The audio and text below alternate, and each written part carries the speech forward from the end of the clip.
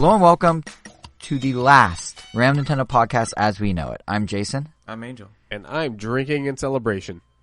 Not like because we're finishing, but more like, hey, the podcast is ending. The achievement, the fact that we're sunsetting a show that's been running 10 and a half years, and the fact that we're doing it at episode 284. Yeah, that seems like something we're talking about. Hold on, let me see if the mic will pick up this opening of a beer. I don't know if it that was and it did. That well, was a commercial level sounds of Christmas. Well, worth mentioning, we have different mic feeds than the recording, Cheers. So presumably it's as crisp. Yes, cheers, guys, through the mic. For anybody that's wondering, this is a common space in collaboration with Bottle Logic Brewing Black Cake Barrel Aged Stout. I should have, in retrospect, gone down to my fridge and grabbed. I have Mario Kart themed sour beer, but I didn't think of grabbing one, and now we're on mic, so it's too late. I just have water. It is not too late to just go in there and grab it. No, it's too late. But it's it's from 8-Bit Brewery. It's the last episode. We can vamp. No, it's fine. It's fine, really. Angel and I were drinking earlier anyway. We were at Anime Expo today, and which didn't have a whole lot of Nintendo stuff, by the way, so nothing to report there. But so we have a few drinks there anyway. But yeah, it's kind of, honestly, it's kind of a bittersweet feeling at this point for me, like the final episode here. How are you, besides you having a few drinks and Angel, you and I slogging through Anime Expo, how are you guys feeling going into like this final Random Nintendo podcast as we know it? Honestly, kind of surreal, but kind of cool. But we're still going. We're not going anywhere, but yeah. I mean, like a title change and like just kind of a general change of format philosophy, change. like it still feels like we're in for a conclusion of sorts. So it does feel, what's the word I'm looking for? Humbling. Bittersweet? Humbling. Oh, humbling. Yeah, humbling and bittersweet. Yeah, bittersweet. Okay. Yeah. Okay. This is a good one. Yeah. Go with that. And Kevin, you're just having a grand old time. I'm having a great time. I'm sorry if I may have had a few drinks before we're recording this podcast.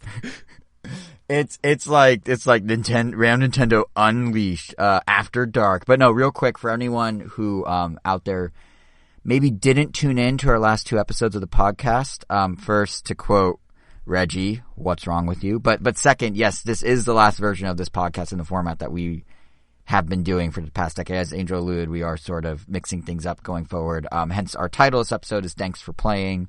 But to be clear, we're not, like Angel said, we're not actually going anywhere ourselves. We'll give you the full scoop of what that means for you and your ears at the tail end of the episode, everyone out there. But to be honest, I was kind of hoping that we'd wrap the current show with a big bang of a first-party Nintendo Direct. Yet for the first time outside of maybe like the peak pandemic summer of June 2020, or summer 2020, Nintendo did not deliver one of those Directs in June that they always do. It was a bit of a swerve on their part.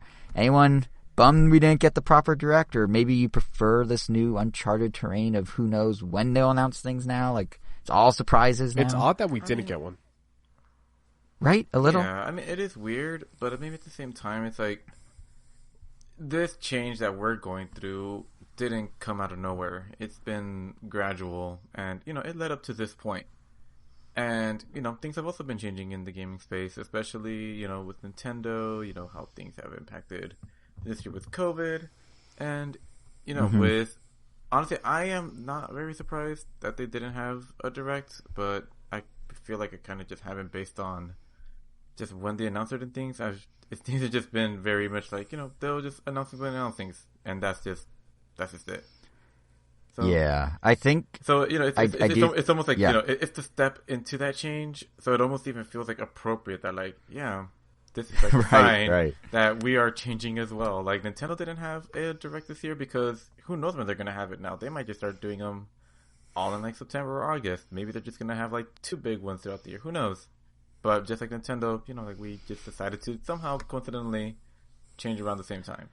But yeah, I like how reading between the lines that could also be interpreted as, well, if Nintendo's not going to give us news, we're not going to report the news. We're done. But no, I think in hindsight with, poetic, like E3 being, like exactly what you're saying, E3 being canceled, the industry kind of splintering with like some doing a Summer Game Fest type thing and others just not. Like, this is the time, if there ever was a time for anyone involved with gaming, us, Nintendo, whatever, to shake up what they do. like in Nintendo's case, shake up the format, shake up the schedule they've used for like literally the entire existence of our show, then sure, like why not make it this year? I do kind of get that. I was actually listening to the Kit and Krista podcast the other day, the former Nintendo Minute NOA employees, and Kit raised a point that this is really an opportunity to actually be able to reset everyone's expectations finally, to be able to actually surprise people again, kind of like you were saying, because like internally, he was saying Nintendo is not a fan of folks figuring out the formula to such a degree. I mean, the fact that we were able to sit here for so many years and say the Tuesday in the teen week of June, we will get a direct at 9 a.m. and it'll be their biggest of the year, like that, then there's an expectation that comes with that even Nintendo doesn't necessarily want. So he's right. Like, it's kind of fun now that we're in this uncharted territory. You never know when you're going to get a direct or anything like that. And I guess sort of along those lines, one thing I personally did not expect these past few weeks is to feel such a Nintendo-like vibe without any actual first-party anything. I mean, I take that back. Immediately, we got a Xenoblade Direct, which was a solid 20 minutes of info for fans of that series, but that's not really any of our three's cup of tea, right? Like, I don't think we really want to do an injustice to the game by talking about when we're not, that well vested or vetted in the Xenoblade world. Like, neither of you watched it either, right? Or did you guys check it out? Yeah, no, that's a fair assessment. Yeah, no. Yeah, that's what I thought. So Xenoblade aside, taking that out of the equation, it's just interesting that everything going on with Switch in time for this final episode of ours has really been beyond the walls of Nintendo itself, but so much feels like the spirit of Nintendo to me, kind of. Like, we had the partner showcase, which we'll be talking about later. Podcast. We're just going to go beyond the wall of Nintendo. Exactly. That's where we're going next. But yeah, like these last couple of weeks, like we had the partner showcase, which many of the mascots and IPs shown are like right at home on Nintendo platforms, or even like the Smash Bros roster. I counted them out, and literally a third of the games shown in that partner showcase are franchises that were represented in Smash Ultimate. So like right there, it's kind of Nintendo without being Nintendo-y. Or like new releases on Switch, impressions. We're going to be talking about what we've been playing, of course, and it's games like Fall Guys, which wears a lot of Nintendo inspiration on its sleeve, or like Capcom Fine Collection, which is, full of games that have crisscrossed with Nintendo history, or even if you look at like recent eras of Nintendo with the big like indie pushes, a game like Neon White fits right into that, and that's one we have impressions of too this episode. So what I'm saying is like two things really. One, per usual, all those topics I rattled off are coming your way and have individual timestamps on this episode's RealNintendo.com blog post if you want to jump straight to them. But more significantly, this does kind of, like you were saying, Angel, there's some parallels here. This does kind of feel like a pretty good way to end a Nintendo podcast. Like, we're diving into the broader reach, the broader influence, and after so many years of talking about how Nintendo, like, needs to shore up third-party support, a well-rounded episode that's almost entirely made up of exactly that, and good stuff at that, is kind of fitting. Maybe even poetic in a way. Like, we're ending a Nintendo podcast with just the third-party happenings because there's that many of them. So, yeah, I guess let's jump in. One final officially designated what we've been playing segment, and unless either of you object, why don't we start retro? Why don't we kind of work from old to new? And Angel, do you want to touch on Capcom Fine Collection, which I think you just picked up recently, right? Yeah, so like, I actually want to talk about that game, and of course, it's kind of revisit Ninja Turtles because I did go back to it, and well, I shouldn't even say go back to it. I never really stopped playing it. But like my first impressions were not necessarily the best ones. Like, I did find it fun, but I just had a lot of my general nitpicks with like I guess I should say beat 'em ups were still present. But upon just like playing it more, just like really like diving into the mechanics, like I just really started to come around. And I don't remember how much this was stated in the last episode, but like the references and the attention to detail like really does shine through a ton, especially like the more you get into it, because like it, my brother and I, like, we're huge Ninja Turtle fans. This of course mainly focuses on references from the classic cartoon and mainly the arcade machine. Like, I would almost say that if you never watched the original cartoon and just played a ton of the original arcade, then you're probably gonna like still appreciate this game just as much as someone that just watched the cartoon but didn't play the arcade machine, which is kind of what boat we were at. Yeah, like, we recognize a lot of the characters, like, because they're obviously from the show. That's where they're getting it from. They rarely like invented characters just for the arcade machine. But, music cues, animations, that kind of stuff, like, yeah, they all came from the arcade machine. And, of course, like, I recognize, like, just about all of them just because, we did play it enough to get a lot of those things, but for the most part, like, yeah, there was definitely, like, actually, I should just say one glaring thing that really stood out, because this game, and it's like the most nitpicky thing ever, but it's just funny, like, I just have to mention it, because this game, like, think of it like Smash Brothers, where you could tell that the people that made this game were big fans of Turtles, especially arcade machines. Like, attention to detail is immaculate, like, everything is just so on point. What's new is amazing. What's old is greatly and honored. That it makes it that much harder and that much more shocking when there is something that feels like such a glaring, like, huh? And yeah, it's almost kind of silly to say, but basically, when you get towards the end of the game or throughout the game in general, as you're playing through the levels, especially through story mode, and I should say only in story mode, you get to basically free what you call cameo characters. And then, they'll give you like a mission, like, oh, like you find the punk frogs, and they're like, go find some bugs for me. None of these are ever really hard. You could almost ignore what they're saying, and you're gonna find the bugs no matter what. Like, nothing is really cleverly hidden or anything. You're just playing through the game, break some boxes, oh look, a bug. And before you know it, you just complete it without even really putting any thought into it. Sure, that's fine, whatever. But these characters are voice acted. And, for the Turtles and for some of the other characters, they either get the original voice actors, which, is freaking crazy and awesome. And for others, like, for Krang, or in the case of Shredder, like, rest in peace, James Avery, like, you can't exactly, get the original voice of Shredder anymore. So you get someone to do, like, an imitation. And, like, for the most part, like, they sound fine. You know what they're going for. It does the job. Like, Krang, like, mostly works. But then, because, they're trying to replicate that voice. But then you get to the neutrinos, which are an alien race of, like, I guess, rebellious kids from Dimension X. They have, like, metallic, very spiky hair. Very distinct. And in the show, they have a very distinctive, high-pitched voice. And it was probably one of the only things that is really, like, very distinctive about them, because that is what really stuck with my brother and I when we first watched the show. And for whatever reason, instead of having a high-pitched voice, they sound like gentle old men. I don't know what it is. Can you give us an example? Can you imitate it to any degree? Both like, the high-pitched voice and the new gentle old man voice. I am not even going to try to imitate the high-pitched voice, because it's almost like, okay. It's almost good that they, like, recorded it and then went to a booth and they got, like, pitched up almost like you do the Chipmunks. It's like on that. Like Chipmunks? Yeah, it's like on that kind of level. But in the game, they're almost like, oh, thank you for getting the thing for us. We are very grateful for your help. It's like, what? It's like, did they even watch the show or know what the characters are? And, the fact that I'm harping on this one thing for so long should let you know that the game is just that awesome overall. Like, it's incredibly fun. And, yeah, like, there's basically, like, nothing to really complain about that I have to complain about, like, this one really weird random thing. But it also feels like such a really weird random thing because everything is that immaculate. Like, they really did go above and beyond on everything else. And, they...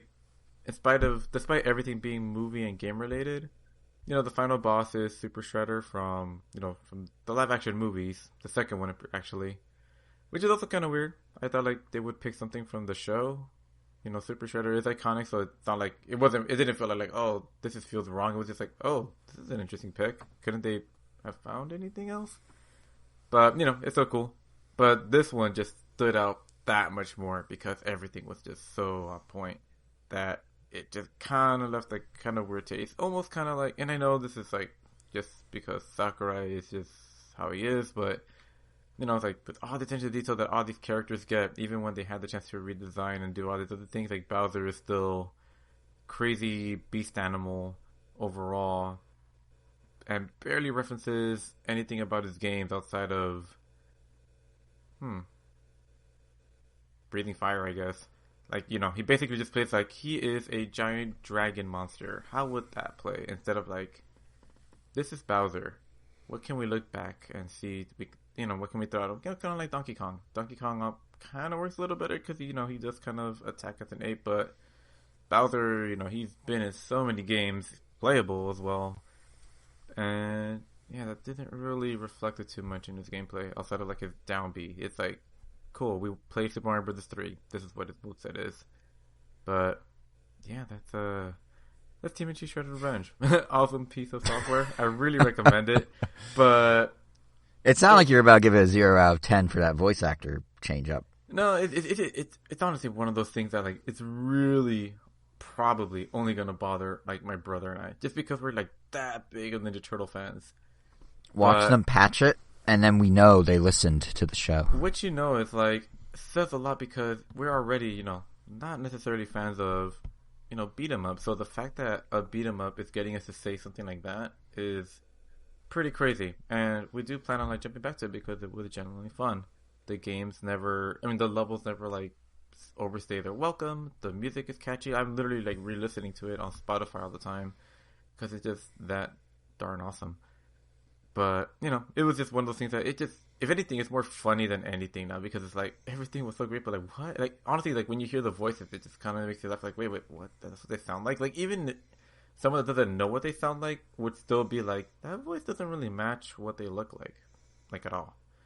But, yeah, that's Shredder's Revenge. But besides that, though, you know, speaking of, continuing. I mean, I get that. Yeah, like, if they're doing so much to pay tribute and homage so well, and then there's one thing, it almost like exaggerates the mistake that much more because everything else, like the bar is so high that one little thing, which if everything was kind of off kilter wouldn't be an issue, that one little thing just stands out that much more by contrast. So I kind of get where you're especially because, you know, it's like going from like high pitch to low. It's like like there wasn't even an attempt to make it sound like, you know, like it almost feels like they just had no idea who these characters are. They were just like, oh, I guess we were referencing them or something.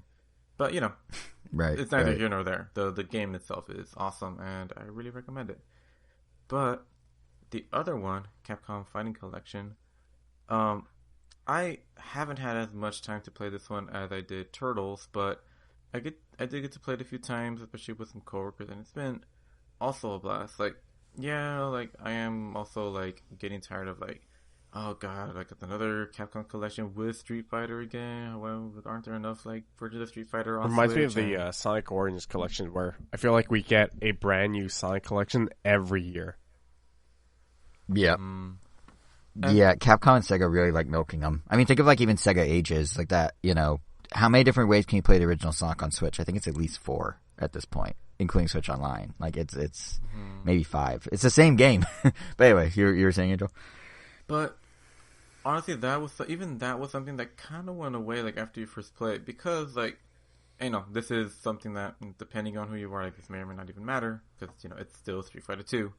But, you know, one of those games out of like the many that are on there, like, is a Street Fighter 2, but it's the Street Fighter 2 like anniversary like edition, which for those that aren't sure what that means, basically, you know, on the Switch we have I think it's called like Super Street Fighter 2, like the Final Challenger, which is basically the newest and most up-to-date version of Street Fighter 2, but it's a single version of Street Fighter 2. It has a new character in Violent Ken, and it just has like a few little like minor tweaks here and there to just give you like, this is quote-unquote the definitive Street Fighter experience. And then we also had the Street Fighter Anniversary Collection, which had like 4 different versions of Street Fighter 2. It had like Street Fighter 2 Turbo, Street Fighter 2, Super Street Fighter 2, and Street Fighter 2 Hyper Fighting. Like, just had all of those. You could pick each one separately as their own game, and that was it. And then, you know, you also had your Alphas and your Third Strikes and what have you. But this game, while it does have one version of Street Fighter 2, because it's the special anniversary one, this anniversary one is actually like, and this might confuse or help, but it's exactly like Ultra Street Fighter 4, which by this point is basically just taking all the old versions of Street Fighter 2 that have ever existed and putting it in one cartridge. And I guess it's actually like the one that was used like for a bunch of tournaments and stuff, because when you go to the title screen, the character select screen, you could basically pick any character and then pick how you want that character to play. So you could literally have Street Fighter 2 playing as the original Street Fighter 2 Ryu, and then pick Ken, but then have Ken be like Super Street Fighter 2 Turbo Ken. So you could literally have like two versions of like two different versions of Ryu and Ken from games that you realize are from like, you know, different eras. Not eras, that's the wrong word. From different versions of the game and play against each other. Because some are definitely way more broken than the other. Or you could have like two Ryus against each other, but still have them be completely different types of Ryus. Because some Ryus have, you know, the actual, you know, when I say fireball, I don't just mean the Hadouken, like a literal ball of fire, which is when you do a whole full half circle back towards the front and press punch. Because, you know, you have your Hadouken, then you have your fire Hadouken. Because he didn't always have that move. And there are also some things that didn't always connect. And that's actually kind of cool and interesting. And I didn't even realize that was missing from the other collections. Maybe intentionally so that they could do this. And yeah, find say, a way to throw it in there. But you know, hey, I don't mind. It almost gave me like another reason to... Actually, not only do I not mind, I like that they did this because it still gives me a reason to still boot up those other games. Because, you know, there isn't a version with Violent Ken in the Anniversary Collection. And now all those versions of Anniversary Collection still stand on their own with this new one that has this crazy amalgamation of Street Fighter in this really interesting way. Which is why I mentioned Street Fighter Ultra Street Fighter 4, which is the same thing. Because you could play, you know, Ryu as Super Street Fighter 4 and have someone else be, like, you know, like I said, Ken from Super Street Fighter 4 Arcade Edition or something. Do you think the days are numbered for these like constant re-releases of fighting games, because now they could just patch characters? Like, it's not like Smash Bros. Has like 8 versions for every character tweak. Like, do you think like Street Fighter 6 when it comes out, it's just gonna be Street Fighter 6? It's not gonna be like Street Fighter 6 Hyper or Ultra Street Fighter 6 Turbo. It's just gonna be Street Fighter 6 with patches added over time. Or do you think they'll still do this because they see a way to keep milking sales?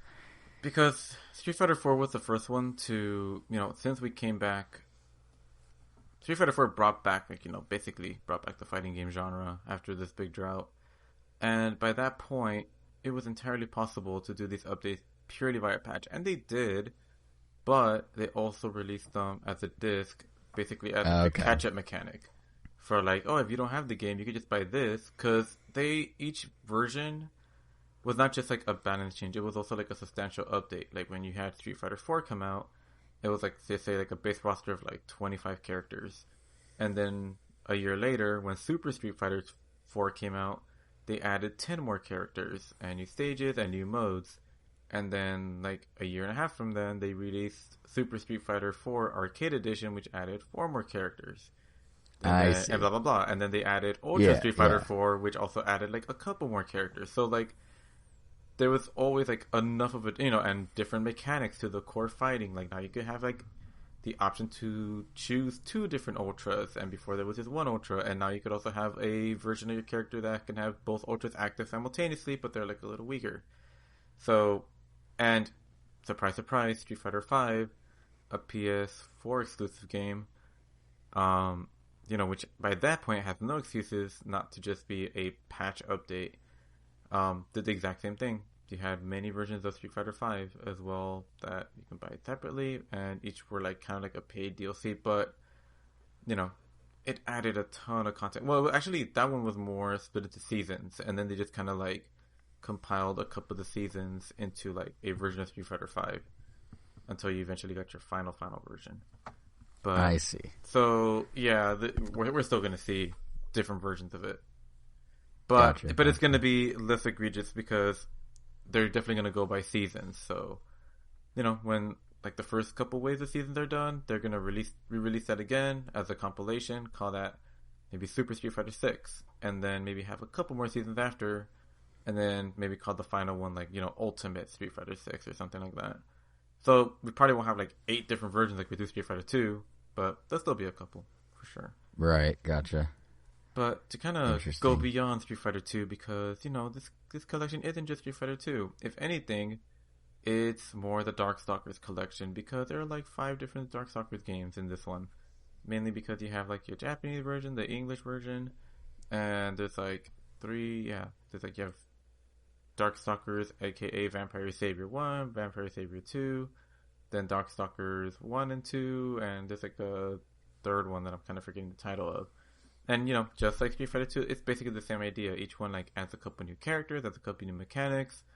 You go literally from, you know, your typical bring the character's life bar to 0, that ends a round, everything resets again, and then see who can knock down their health bar first, to the later Darkstalker games. Basically, and I guess it made me go like, oh, maybe this is where Killer Instinct got the idea from, where basically you knock a character's health bar down to 0, and then the next round immediately starts right then and there, so that, you know, like, let's say I knock down your health down to 0, Jason, but you had already done a lot of damage to me. I start the next round with that damage already there. So if I was like 1 hit away from losing, I'm still 1 hit away from losing. Then, let's say it was like the 3rd round, then bam, I just get 1 hit, and then I just still lose anyway, even though a new round just started. Or if I knocked you down to 0 first, but I was also pretty low on health, you hit me twice, my health is dropped down to 0, and then just resets again then and there, and you just continue fighting. It's just like basically like one giant health bar. Right. It's just split into, like, I guess kind of like, oh, this is just the beginning and end of different rounds, but it's still the same health bar.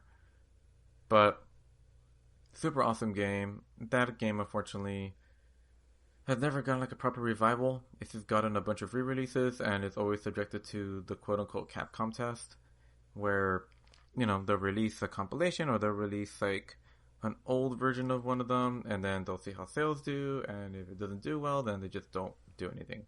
I mean, Street Fighter 2, the Final Challengers, was basically that. It sold really well, so we got the Anniversary Collection.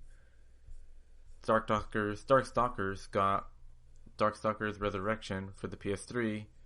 It did not do very well, and we just didn't get anything for like almost a decade. Until now, when we got them again. So I wouldn't be surprised if people don't get this game, that we're probably not going to see Darkstalkers again for a while, because sometimes it doesn't feel like Capcom is trying to revive it, because it's a really unique fighter, and not to mention just a unique cast of characters. They're basically like a who's who of, like, you know, types, like horror movie archetypes. You know, you got like your Beast from the Lagoon, you got your vampires, you got your zombies, you got your mummies and abominable snowmen, and plus a bunch of oddball things here and there, like a Chinese zombie in Hosenko, who's like a really, probably one of my favorite characters from Capcom. No way, really? Interesting. Oh yeah. So everybody would always make fun of me because in Marvel vs. Capcom 3, Hisenko was part of my team. I love really? Hisenko. Oh, mine too. Yeah. Well, really? I never got to making fun of, but she was definitely one of my mains. Like, I always had her on my team. I never understood what considered low tier. Yeah, she's considered low tier, and like I always had really fun with Hisenko. I don't know if they play exactly the same as in like Darkstalkers, but like I love Hisenko. Hisenko is awesome. Oh yeah, super fun character. Very weird, but you know, she's very quirky. But all those characters are also like super quirky, and yeah, that's why I feel like a lot of people should like give that game a shot. Especially, you know, if you're into fighting games, because I would love to see a modern like CG remake of, or just like a new take on them, to see how they would get modernized. But you know, that one it's tricky. The fighting and the commands like aren't as straightforward. Like in especially Marvel's Capcom 3, like some moves, like she has like an ultra where she'll like drop a weight of sorts, like an anvil, and then it's gonna rain like spiky balls on you. That is normally done with like a half circle back like attack button, but in Darkstalkers the original, it's like low kick, high kick, forward, medium kick, high kick, some like crazy weird combo like that isn't like just one command, and it's like, oh damn, it's almost like this game is like, you master Street Fighter, well, here is this new game that's a little trickier, that's gonna have like a higher skill ceiling, but it's gonna be way more rewarding. And maybe that was maybe its downfall. Like, while they had a really awesome characters, like you can play like as a version of Little Red Riding Hood, but you know, maybe the barrier for entry was just a little too high. But glad it's here. Glad I have it again at the very least. And you know, some other like standout things in the collection. Just not spoil everything, but you got like two different types of like puzzle fighters or pocket fighters. Because I know Yes, I wanted to ask you about that. Yes, Super Puzzle Fighter 2 Turbo, right? Yeah, and you have like not to confuse them with each other, but you basically have like these two games that use like chibi versions of the characters, and one of them you actually fight each other using these chibi characters and punching them or getting kicked or getting attacked, and will rain or will cause like gems to spawn.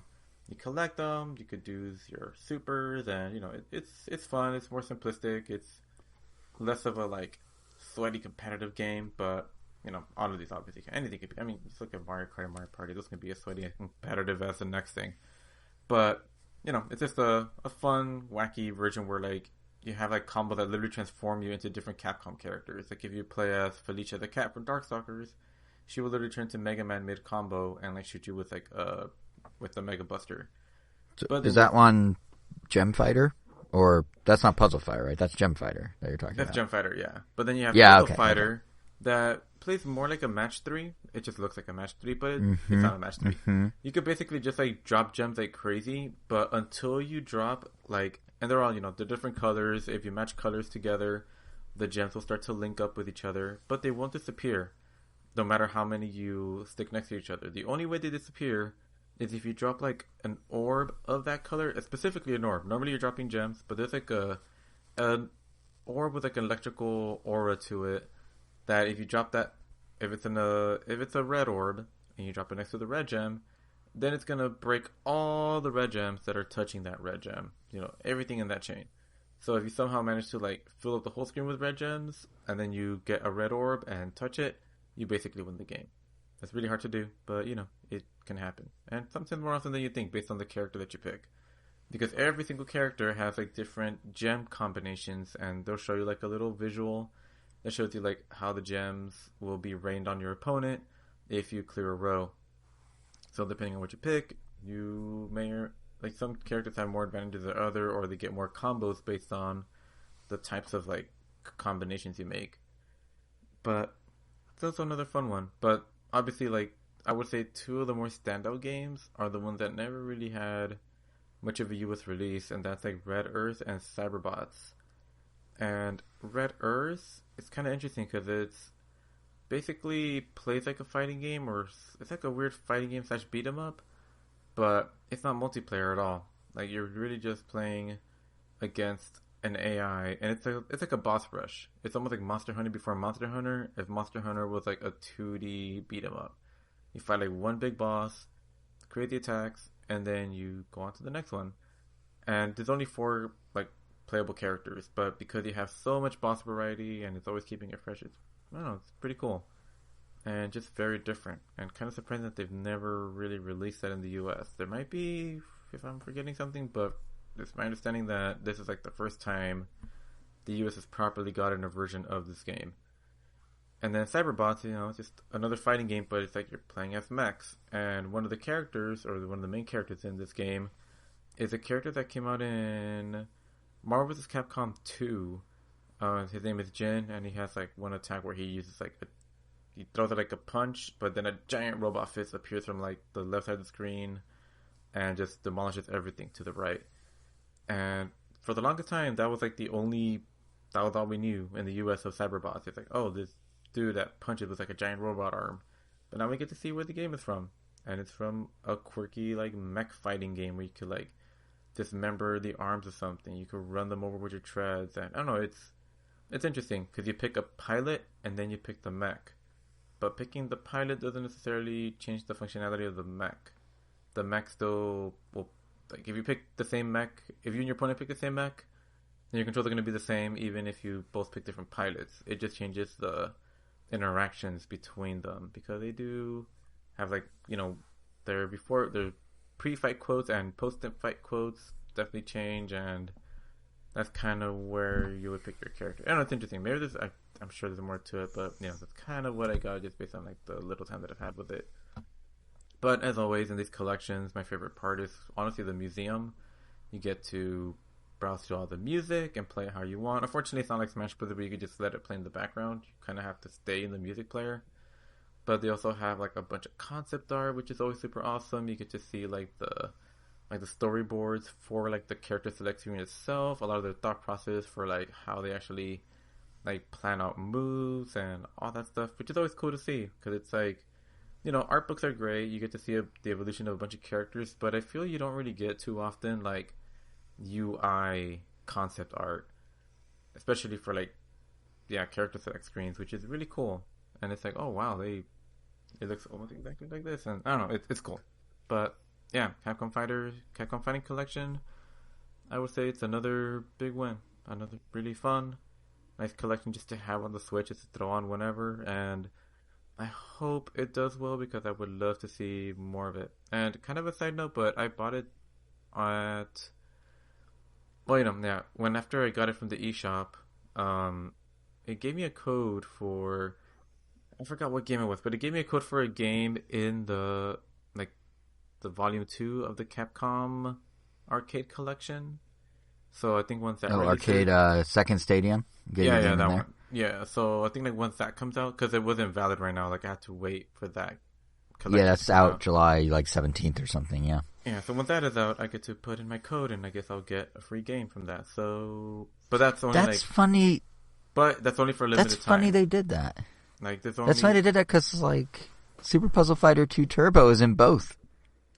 Like one of the potential draws to Fighting Collection is Puzzle Fighter 2 Turbo, which I considered paying the $40 for Fighting Collection just to get that because it has like online play. But then they announced it in Arcade Second Stadium for like $3. Doesn't have online play, but like $37 cheaper. So it's funny that they're like overlapping the two, but then continuing to send people back to Second Stadium anyway. Yeah, it's kind of interesting. But like maybe I guess this is how they price the online and the museum stuff for it, because every game does have something. And to be fair, it has like rollback netcode, right? So like they really like it's like the kind made the online. Like it's not like they just like did like quick like peer to peer. Like it's like it's legit. From what I've heard, it's the real deal. But yeah, yeah. So those are those games. Very very happy with both these purchases. Very welcome additions to my Switch, and yeah, definitely looking forward to just playing them more. Just finally happy to have a Darkstalkers. I haven't had access to a Darkstalkers since I've had it on the PSP. And I don't even have my PSP anymore, so I just haven't had access to a Darkstalkers. So this is awesome. So if nothing else to take away is you can access Darkstalkers again after many years of waiting. Yeah, because that was, at least for me, like the big draw. Everything was just cherry on top. Right. But those cherries ended up being pretty awesome, so yeah. Nice. Cool. Well, I was going to say, is there anything else you wanted to add about those games? But I don't know what you could possibly say at this point. Kevin, you've been playing Neon White, right? How's that? Holy hell have I been playing Neon White. Man. Neon White is easily my front runner for Game of the Year. Like, wow. Yeah. Okay. And it's not hard to see why. Neon White is basically Persona, but instead of an RPG where like high school kids battle demons in like turn-based battles, it's a first-person shooter where you battle demons in platforming levels. So like at the beginning of the game, you start off as a like recently deceased assassin named White with amnesia, waking up in heaven. This game has a story, surprisingly. You've been chosen by God along with other assassins to hunt and get rid of demons who have started invading heaven. And these demon hunters are called neons, so that's where the title of the game comes out, right? You're an assassin named White, and you're a neon. You are neon white. So you are neon exactly. white. Yes, makes sense. The neon who racks up the most kills will earn their stay in heaven permanently. And like, so you'll meet up with some other neons, and off to the races you go. And by like, I do mean races to a degree, which I'll get to. Like vroom vroom races, not the other type of race. Good clarification. Yeah, exactly. Like I said, instead of being put into a dungeon where like you fight demons, a la Persona, you're plunked into levels that act as a sort of one-way track of sorts. You know, your standard level. It's quite simple. You just have to get from point A to B. Along the way of this track, this level, there will be demons, and you have to clear all the demons. You have to defeat all the demons in the level so that you can actually cross the finish line. But instead of using swords or your standard RPG weapons to defeat these enemies, you're using guns that you pick up around the levels that appear to you in the form of cards. So let's say you are just traversing a level, you'll find a pistol card that you pick up, and you'll be shooting that card at the firing rate of a pistol. Or you'll pick up what seems like a repeater rifle, and you'll be shooting at the firing rate of a repeater rifle. Where sort of the platforming traversal comes into play is each card has a secondary ability that triggers when you discard the card. So there will be a button mapped where instead of shooting that card or that weapon, you will discard that card / weapon, and it'll trigger an ability. So, for example, the pistol card, when, it shoots like a regular pistol, right? It's kind of slow, kind of dull, but when you discard it, it grants you a double jump. When you discard the repeater, you'll dash forward a great distance. When you pick up a card that sort of acts like an Uzi, when you discard it, it'll actually let you do sort of like a ground pound, right? So you're combining the traits of these cards, their firing rates, and their abilities to traverse the levels. It makes every level a sort of puzzle that you kind of have to figure out, and they start off really simple, right? So there'll be an enemy that will be far off in the distance, and you'll pick up a pistol card, and so there'll be this giant gap that you just can't traverse with just your regular jump. So maybe to get across, you'll have to shoot them, and then you discard that ability, that pistol ability, and get that double jump so that you can cross, this chasm, what have you. Like I said, it's sort of a puzzle that you have to figure out. Once you finish a level, you'll get graded on how fast you completed that level, from like a bronze medal to silver to gold to platinum level. To continue the story of you trying to gain favor of God and become a permanent resident of heaven, you have to at least get a gold level, but each level takes no more than 45 seconds. There are some levels that take less than 10 seconds to complete. So, you can go back over and over again to get a faster time. And man, will you want to do that level over and over again to get a faster time. Because I don't know what kind of crack cocaine they put into this game, but you constantly want to improve your personal best time. There have been levels that I have spent at least 30 minutes to 1 hour just trying to shave off milliseconds off my personal best. It's so addicting. You just get this rush, this adrenaline to get a better time. And aside from like chasing a better personal time, once you complete a level, you're not done essentially with that level. There are things that the developers did where they will activate a collectible gift in the level that once you collect, you can give to some of the side characters in the game. And that's where some of the Persona influence comes in, where you have this sort of rank with the supporting characters, the supporting neons, that once you give them a gift, you get an additional piece of dialogue that gives you some more lore, some more history into the characters, some more, just some more information that will have you thinking about the story. But not only that, some characters will give you like some extra bonus levels that have their own set of rules. So there will be this one character where you can only use a gun card's discard ability. You can't use their main firing mode, but you can only just use their discard ability. There are some levels where you can't discard a card at all, so you will only have to rely on their main firing mode. It's so creative. It's so fun. The story itself is I wouldn't say it's generic, but it will seem very familiar if you are an anime fan, the way that I am. Like Stephen Blum, who is the voice of Spike from Cowboy Bebop, one of the most familiar voices in anime, is the main character in this game. you kind of know what you're getting. And Jason, I know you're not a fan of anime. You can easily just skip the dialogue by holding the press of a button, and you're still going to get not necessarily a complete package, but the core gameplay is so much fun that this gameplay didn't have to be wrapped in a story for this game to be a 10 out of 10 the way that I see it. It's the anime aspect is sort of just like the cherry on top if you're an anime fan. Because just the levels are designed so well that like when you're completing a level, you feel like a speedrunning beast. The visual style, even if you're not an anime fan, like it's this sort of this minimalistic take on level design that when you do see a splash of color, it looks fantastic. And oh my god, the music is so good.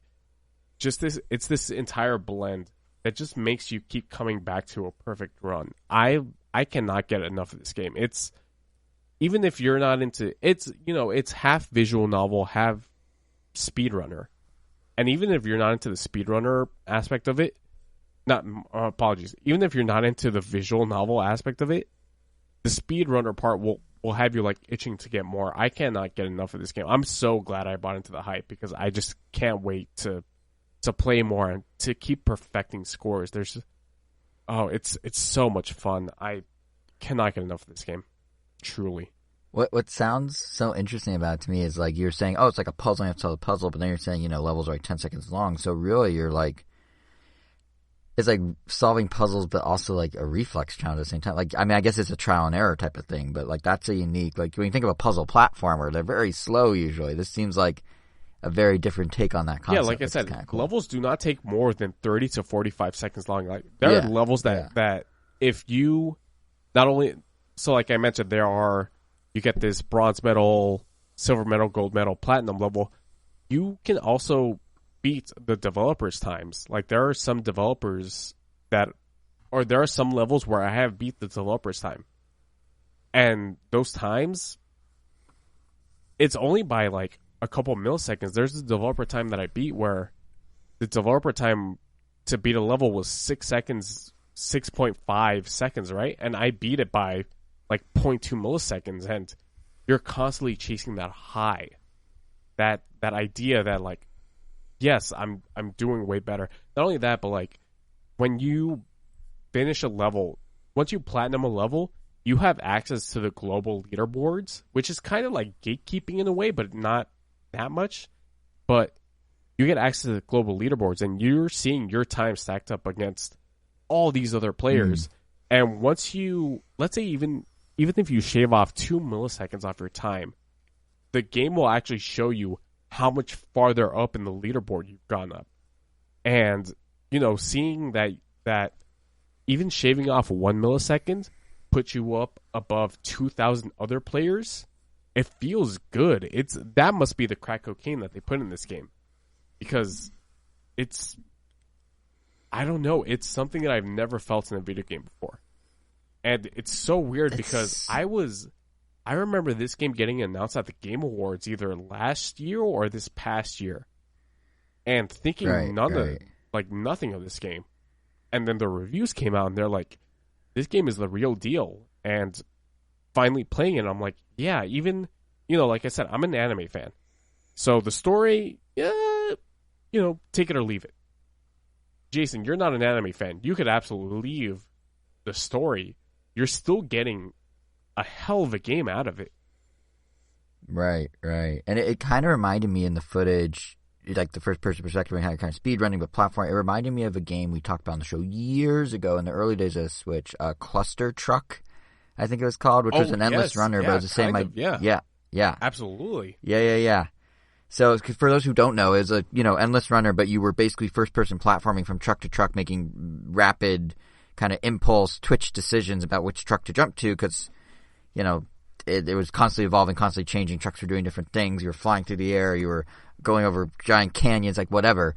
But yeah, it was very sort of twitchy. Like you have to think on your feet really quick. And this seems like it's just kind of a curated version of the concept. Yeah, to some degree. absolutely. And it's funny because I like Cluster Truck a lot. I played so. Cluster Truck, and the sort of like, I don't want to say the mechanics of that game, but more like the feeling of the character, like sort of like the floatiness does match a little bit with Cluster Truck's floatiness to a degree. Interesting. Yeah. Interesting. Okay, so if I like Cluster Truck, there may be something Oh, here yeah, for me absolutely. then. Yeah. Okay. It's okay. Because to awesome. Your point about like the hype and how it kind of came out of nowhere. Like I remember when it was announced, the big thing they were saying was it's from the guy who did Donut County. Yeah. Yeah, and I'm insane. like, that's a pivot. Okay, is this gonna be good? Like I don't know. Like Donut County's such a different like vibe. Yeah. Like I don't know what to make of this, but it sounds like he pulled it off. Yeah, it's props to Ben, whatever his name was. Yeah, I forget his last this game name. is But fantastic. It's oh my god, I cannot get enough of this game. Like I said, front runner for my game of the year, honestly. Wow, yeah, I think we have to check it out based off what you're saying and the Cluster Truck comparison, but mostly based on what you're saying. Yeah, it sounds like really cool. Yeah, like I said, there's the whole like anime story aspect of it that you can just completely skip over. And even then, like, I was cool with like Fire Emblem story, which is pretty anime and stuff. Like, it just depends on the circumstance. Cats but yeah, are I get in what you charge of mean. heaven yeah. in this game, so I don't know how. You're a You cat say guy. cats? Yeah. I have 3 cats. Yeah, that's fine. That's in my wheelhouse. So we got cats in charge of heaven, Cluster Truck like gameplay. Yeah, I don't know what more I need. Switch exclusive, sort of. Switch and PC. So yeah, I don't know what more I need. Yeah, kind of. Yeah. Kinda. It's on PC, so which means it's on Steam PC, Deck. yeah. But, yeah. For transparency's sake, I am playing this on the PC. The mouse and keyboards do seem like a better fit, but like, I don't know. You I've heard the port. I've heard the Switch version runs smooth. Yeah. So it's not a very demanding, like visually demanding game. So yeah, it kind of has like a like I want to say Dreamcast quality to it because that sounds like a disc, but it reminds me of that era of like early PS2 and absolutely. Dreamcast And GameCube. like I said, the visual style doesn't detract at all. As a matter of fact, its simplicity almost makes it look prettier in a sense. Yeah, this seems awesome. Right. This is fantastic. Man, we're 2 for 2, or like 3 for 3 because Angel snuck in Shredder's Revenge, but we're 3 for 3 with games we've been playing this episode. So I think our final game is one that all of us have been playing, which is Fall Guys. Raise of hands, or I guess raise of voices. Which of us have jumped back in now that it's free to play on every platform? Okay, that's you. I know I have. Angel, you're well. We played Fall Guys together, so I know you've been playing Fall Guys again, right? So at that point, yeah. If you guys don't mind, maybe I start with at least my impressions because for me, Mr. Nintendo console only over here, Fall Guys, this was an entirely new experience. I saw it from afar, but that was about it up until, it came out a week ago on the 21st or whatever. And again, for me, like Mr. Nintendo, this is a very Nintendo-esque experience and I absolutely love it. Like, it's fitting that we're all like finding these games that really resonate us here on our final episode because like Fall Guys for me, like I've been playing it as close to daily as possible since it came out. And I've been having so much fun. I find it to be a really cool experience. Like it really is the sum of its parts. Like those parts being, relatively analogous with games that are at home on Nintendo platforms, which may be why it's resonating with me so much. Like obviously the comparison a lot of people make is to Mario Party, right? You have 60 little beans running around, or really like, I think they're actually 6 foot tall beans, which is weird to think about, but you've got these beans, 60 of them, each. It's like that just to mess with us. There's no shot. But then they like brought it back up. Like they did that when it came out and it was like, what? They're tall? And then like before it came out on Switch and Xbox and stuff, they reminded everyone, by the way, they're tall. So either it's a really long game of a troll or there's some truth to it. Or as much truth as there could be to fictional bean people. But either way, yeah, like you've got these beans, they're each controlled by a real player, they're running around doing mini games. And for those who haven't tried Fall Guys or don't somehow know, you're competing in these battle royale styled series of sort of Mario Party trials, if you will. Like some have you trying to run through obstacle courses as quickly as you can. Others have you needing to survive on a platform as long as you can. Others have you trying to like memorize shapes under you. Others then riff on those ideas. So maybe there's a course that feels more like a Mario Kart track with more of a speed emphasis because there's a lot of boost pads, or maybe some of the obstacle courses have warp pipes you need to take, which I noticed share a very similar design with the transparent ones in Mario 3D World. But yeah, it's like all that type of variety. And that's kind of the thing I really noticed, actually. I was making the comparisons to Mario Kart and Mario 3D World.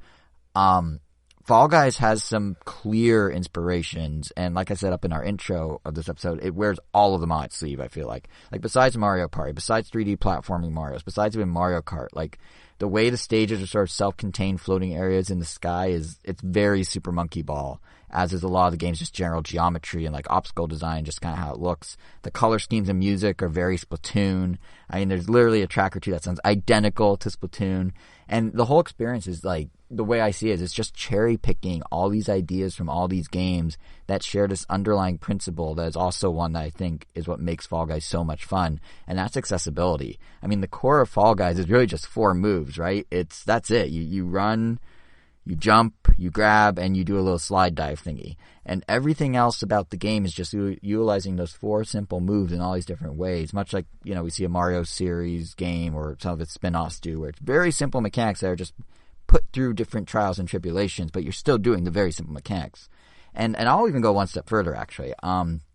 Excluding Splatoon, I would say every game that Fall Guys appears to be drawing inspiration from is one where competitive multiplayer is not strictly dependent on someone else enacting their skills on your skills.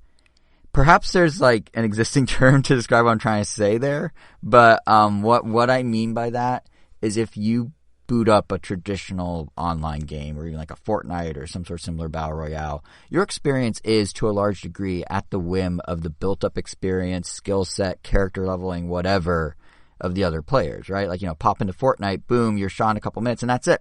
Someone's better than you and they killed you, or in Apex or whatever. Like, I know, people love that aspect of gaming a lot, like to build up that skill set to fight back, and more power to them. Like, I know, Kevin, you're into Apex Legends, and that's one where you need to bulk up and understand the game's deeper systems to really get ahead.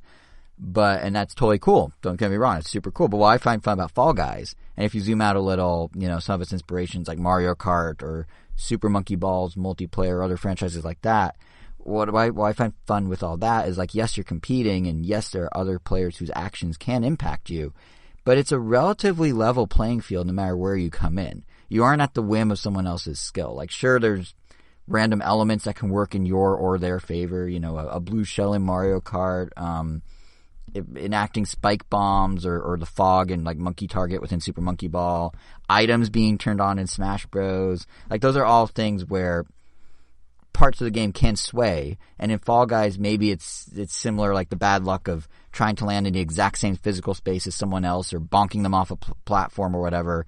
But for the most part, you are playing online using only your skills, and those, uninterrupted, are determining how well you do without the outside influence of others, so to speak. And, this is not that wild of an idea for gaming. There's also sets of games that kind of can marry advanced skills with this feeling of being in control of your own, like, gameplay destiny. I think Tetris 99 is a good example of that. That's one of my all-time favorite Switch games. And I think it does a great job of sort of threading the needle between having skills that help you and just playing Tetris, like, without one overly impacting the other. But I think Fall Guys, there's this slightly different sweet spot in the same mindset, but it is a sweet spot nonetheless. And Fall Guys does a really good job kind of staying in that lane. And I think truly it's a big factor of why I'm enjoying the game so much and returning day after day, even though I have yet to win a crown still. Just the fact that I can go in and I can do my thing and I can have fun and I can get far or not get far, and I don't feel like it's because someone's better than me per se. I feel like I have that even shot, and that makes it really fun for me. So that's kind of my take as a Fall Guy newbie. But as you two who have played it before, I am curious, like, what do you think of the new free-to-play system? How you feel it runs on Switch? Like, what's kind of compared to other versions? Like, where are you guys kind of at now that Fall Guys is, like, back, so to speak? I mean, it should have been free-to-play from the beginning just because of how it is. I mean, right. Yeah, I mean, I didn't regret paying $20 for it. It was fun then. It's still fun now. Still love it. But I do definitely plan on playing it more now because I really want to get that Godzilla costume. But besides that, there isn't really too much else that you didn't already cover. But yeah, I mean, I think. Well, you were complaining to me about the latency with the Switch jumping. Oh yeah, I mean, I feel like there isn't really too much to cover that you haven't already, as far as just the core game. Sure. But I mean, I guess for me specifically, I actually was really looking forward to playing this game on the Switch, but I've been playing it mainly on PC. And I did get the chance to try it at Jason's house, and oh my god, is this thing incredibly delayed. I thought like when I hit the jump button, it felt like it took like half a second for the game to react, if not more. And at least it's consistent, so you can get used to it, and then it can become like a non-issue. It's almost like a learned thing, like that's just how the game is, kind of deal. Yeah, and that's how it is for me because I have no point of reference. So I'm just like, oh, that's just how jumping works. But initially, it's like, when you press the jump button, you expect something to jump right away so that you could dodge an obstacle. But because it's not like that on the Switch, or maybe it's just the internet. I don't know. Like, it's kind of hard to say. It could be a Wi-Fi thing. Because, at least like I'm playing, like we're connected directly using the LAN cable on the computer. But yeah, I thought maybe this is how it is on PC and I'm just misremembering. But it's like, no, I'm not crazy. Because when I went back home and played it on my computer, sure enough, the moment I press the jump button, instantly the character jumps. So there's still some testing that can be done just to like compare. I do have like a LAN cable that connects to my Switch dock, so at some point I do plan on trying that out just to see if it's still lagging like that. I don't know if you have your Switch set up that way, Jason, but I do not, good sir.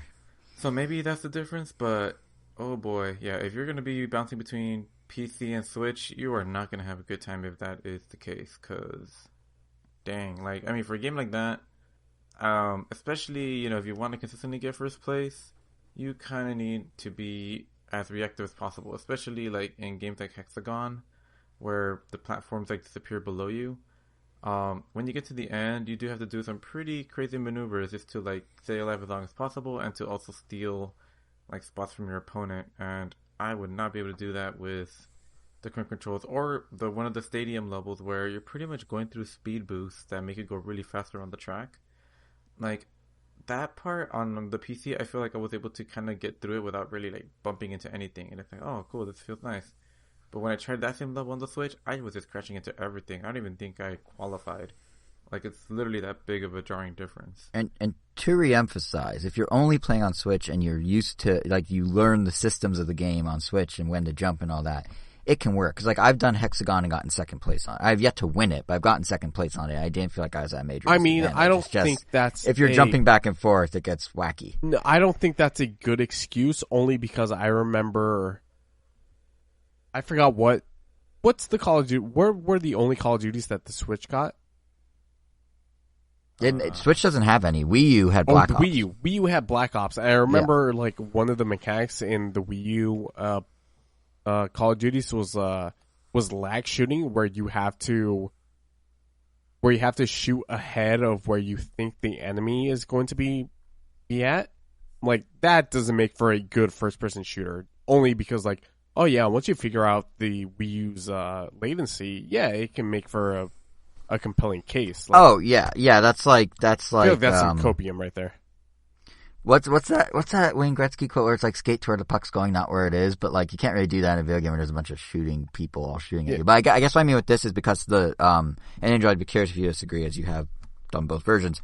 And Kevin, if you tried it on Switch, I'd be curious too. But the level itself and your character itself all are kind of running at the same rate, same frame rate. So like knowing when to jump for a static thing or an obstacle that comes at you at the same rate, or knowing when to jump at a certain time when you know how long the hexagons stay and then fall, like that's all consistent. It's not like there's someone else that's breaking that mold, so to speak. Like in the shooting game where it's, like Call of Duty or something, where like you have to figure out where the other player's gonna go and hope that their latency is like your latency and you get there before them. Like that's a little different because this one, it's the environment you're interacting with, and that's sort of preset timing, at least in my mind. But I do get what you're saying, that it's.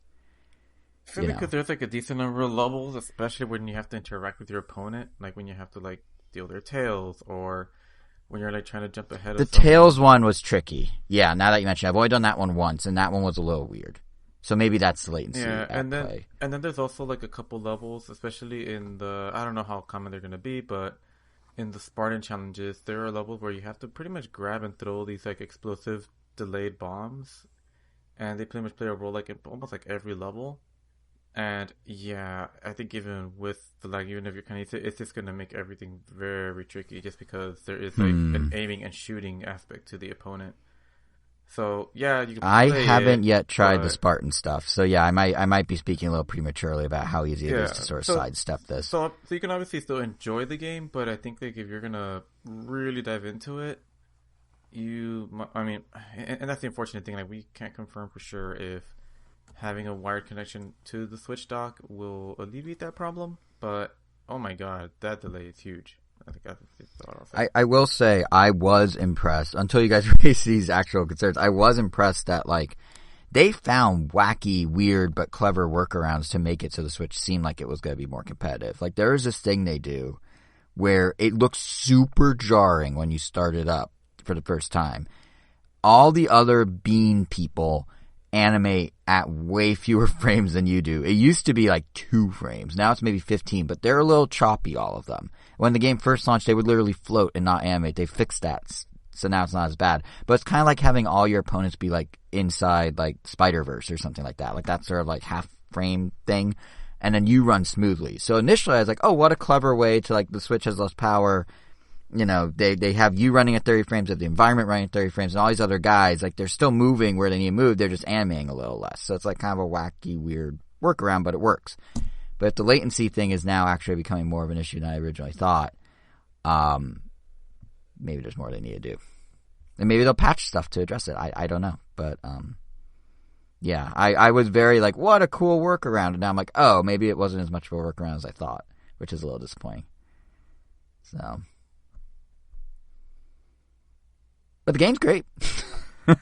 I really enjoy I mean, it. the game's Yeah, fantastic. like I can't believe I waited this long. I was playing Yeah. some of the, like, it's so funny how, like, rudimentary some of the early levels seem compared to some of the new stuff that they put in the game. It's insane because I remember being a Fall Guys guy since day one. And, like, the new levels are just go beyond what the original levels were.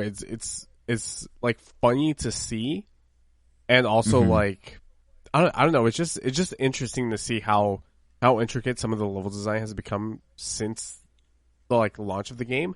Because I only stuck with Fall Guys up until like the second season, I believe, which was 6 months into the lifespan of the game. So it's interesting and funny to see at the same time. And it kind of goes back to what I was saying before about like they have this very rudimentary system of like you just do like 3 or 4 things, but they keep, I like even like one thing I noticed when playing it is so they shuffle the stages you experience every day, but kind of not really. Like you're more likely to get certain sets on certain days, which I imagine is so you keep wanting to play daily because the variety changes up. But yeah, even like within that, there's days I'm playing, so I'm like, oh yeah, this is pretty straightforward. And then there's other days where it's like crazy amount of like different layers to it. And then there's other days where it's like, oh, it's like a Christmas theme levels available today. So like I definitely, even coming into the game late, figuratively and literally, you can kind of see how it's grown over time and can sort of appreciate like the ways they were able to find new ways to apply these very simple ideas in more elaborate, ridiculous scenarios. So props to them for continuing to find clever mechanisms to use these same 4 inputs for, like it's or same 4 actions for. It's really cool. Yeah, absolutely. But yeah, I guess yeah, unless you guys have anything else about Fall Guys, that might bring us to our news. And really, yes, really the one main generator of news, the Nintendo Direct Mini Partner Showcase, which wasn't a mini at all, by the way. It was 25 minutes long. I'm curious to hear what you guys think, but I thought they found the right format for these partner showcases. It took them 2 years to get there, but like the mix of, entirely new reveals with sort of like catching people up on third-party news they may have missed, like, No Man's Sky coming in October, or that Disney Dreamland Valley Animal Crossing style game we talked about a few episodes ago. Like, that seemed like a good formula there. And within that, I also thought this one had really good pacing, and like the cadence was really good in terms of, how quickly they got from one to the next, and the variety of games that were shown. Like, that was really solid. But what did you guys make of this presentation overall?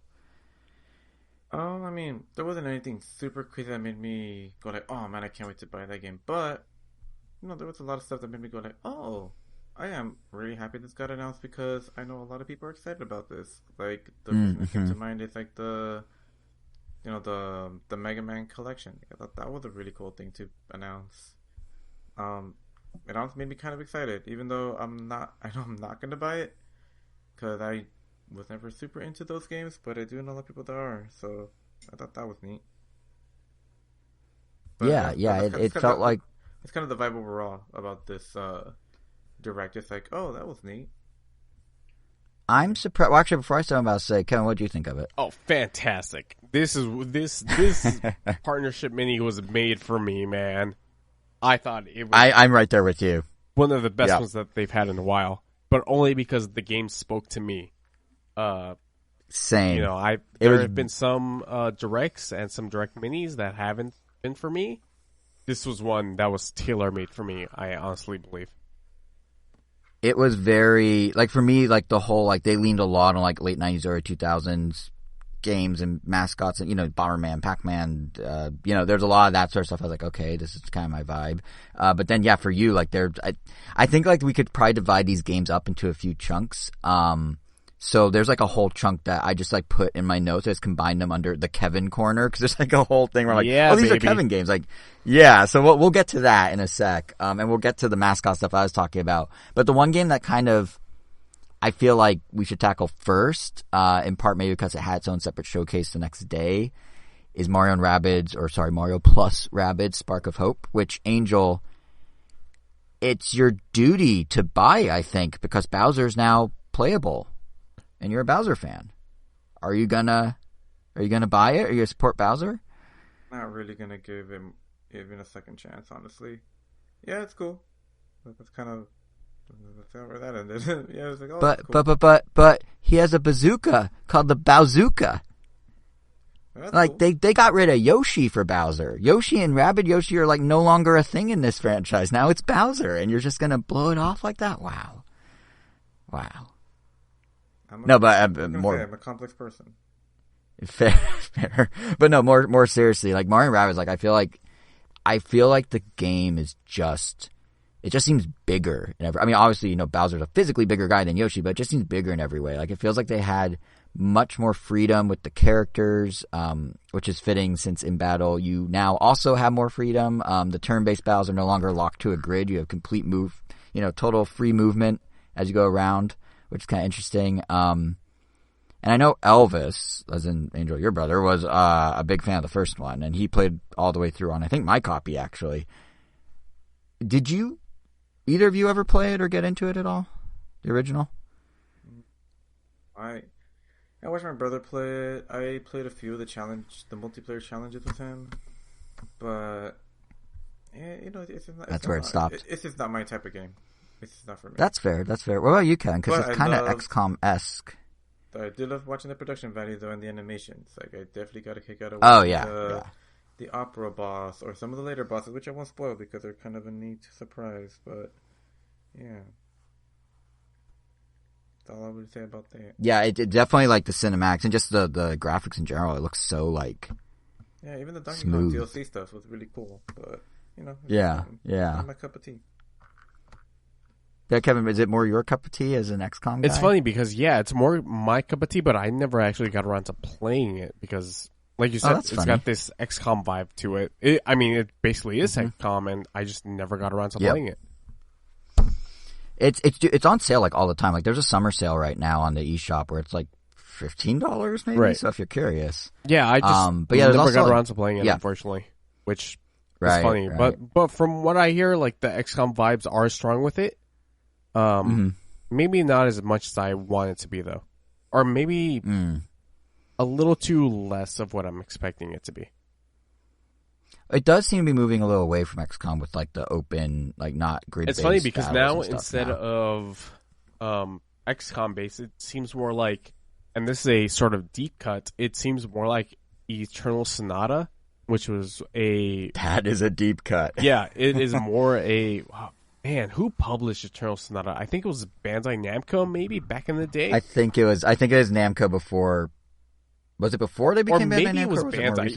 It was one of those two. But basically, the company is now Bandai Namco. I don't know who published it, but it was Bandai Namco. It was Bandai. Yeah, and it was when they were Bandai Namco, and it was originally on 360 of all systems. Yes, exactly. It was 360 exclusive. Now it seems to be. And to be fair, I never played Eternal Sonata. The full game, I only played the demo. Which, how did I play that? I guess I don't even remember the fact that I had 360 back in the day.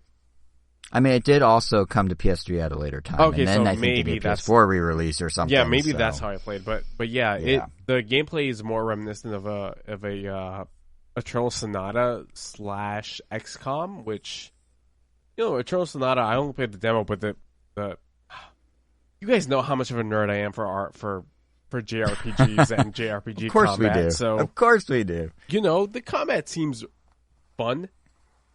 Right. So maybe I'll get around to playing this game. I'm not making any promises, but XCOM, I fell in love with XCOM Enemy Unknown, and I never got around to playing Kingdom Battle. So who knows if I'll get to this one? Regardless, it does seem the gameplay like... does seem fun. Yeah. It does seem like they're in general pulling from all sorts of different parts of the industry now. Because one of the other big announcements they made was the soundtrack, which they're bringing back Grant Kirkthorpe, who did Banjo-Kazooie and GoldenEye and stuff, and the original game. But they're also adding the composer of Ori and Halo Infinite, a guy named Gareth Coker, I think. And perhaps more notably for Nintendo fans, they're also adding music from composer Yoko Shimomura, who did, alongside Kingdom Hearts, which interests you, I'm sure, Kevin, she also did a bunch of the Mario and Luigi music over that entire series.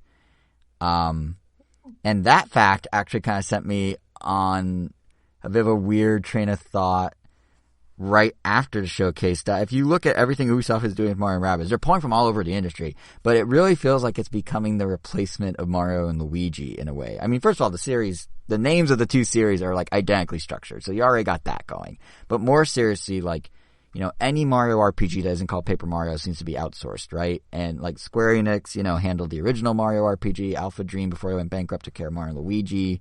And those games, along with Paper Mario, have some thematic similarities. Obviously RPG turn-based battles and whatnot, but even in how they toy with regular common characters like Goombas or Koopas or Boos or Yoshis, those RPGs have these one-off unique riffs on those characters. I'm thinking Goombella in Paper Mario or Boshi or Boshi or however you want to pronounce it for Mario RPG. And the first Rabbids game, they kind of dabbled in that a little by making, the furthest they went was making a Rabbid Peach or a Rabbid Luigi, one generic character just dressed up as another, basically. But Sparks of Hope, the thing that immediately jumped out to me is they have this new guy named Edge, who's sort of an edgelord type big sword anime fighter dude that's a unique Rabbid. He's layered on top of a Rabbid as an entire new character. And there were some others scattered around in the trailer too, but right there, that entire thing is oh, we're entering the Mario RPG legacy here. It's embracing that trope. And then if you couple that with a few other factors, it really does seem like it's kind of filling the void. Enemy encounters now happen anywhere in the overworld, just like Mario RPGs. In the original Mario & Rabbids, it was pre-designated spots. You're no longer leveling up your party as a whole. Individual members can now gain experience, new levels, be customized. Never mind that the game's doubling down on humor and puns with the bazooka and stuff. And they literally, like I was saying, grabbed the composer of Mario and Luigi's music to make music for this game here. So, I don't know how intentional it is or not. I don't think Ubisoft's sitting there oh, Mario and Luigi fell to the wayside, let's step right in. But I feel, in a way, that Mario plus Rabbids is kind of becoming the next Mario RPG series. It has the trappings, has a proven success with the first game. It fitting the release calendar for when they, Nintendo might want to do it. I think Nintendo may start looking at Mario and Rabbids as kind of well, we need a Mario RPG. Here's one right here. And that leads to the second thought I had, which is Mario & Rabbids is dated for October 20th.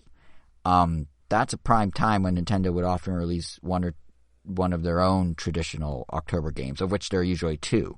So in light of no Direct in June, but giving us Mario & Rabbids news in that same window, I can't help but kind of think that Nintendo might actually sort of quote-unquote count Mario & Rabbids as one of their big fall holiday releases. It is Mario after all. And that, in of itself, that pairs pretty well with some other stuff going on this holiday. There's a recent claim by Jeff Grubb, previously of VentureBeat, now Giant Bomb. Yeah, baby. That this long... Yeah, Jeff Grubb, the summer game mess guy. But he, who is reliable, he says that the long-rumored Metroid Prime remaster for Switch is actually coming out this holiday for the game's 20th anniversary. And to be fair, we have heard this rumor about the supposed remaster almost every year or two. Nintendo's supposedly been sitting on it for a while. To me makes this as pointless as any other. No. But he's reliable. No. Jeff Grubb he's reliable. is one of the guys that you want to listen to. It's not just some random guy online. Jeff Grubb is a go-to guy almost as much as Jason Schreier. I would suggest even more than Jason Schreier. I feel Jason Schreier is more of a does journalist, not a leaker.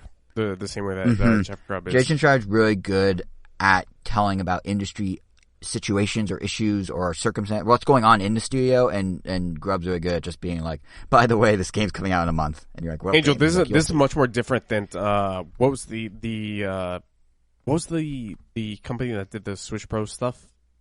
Bloomberg. Yeah, this is much different from the Bloomberg stuff. This is basically as good as... So, I mean, the thing is, this has been rumored for a number of years, and the rumor always was Nintendo had it in waiting until they found the right moment, and then they are also working on remasters of 2 and 3 to be done sometime thereafter.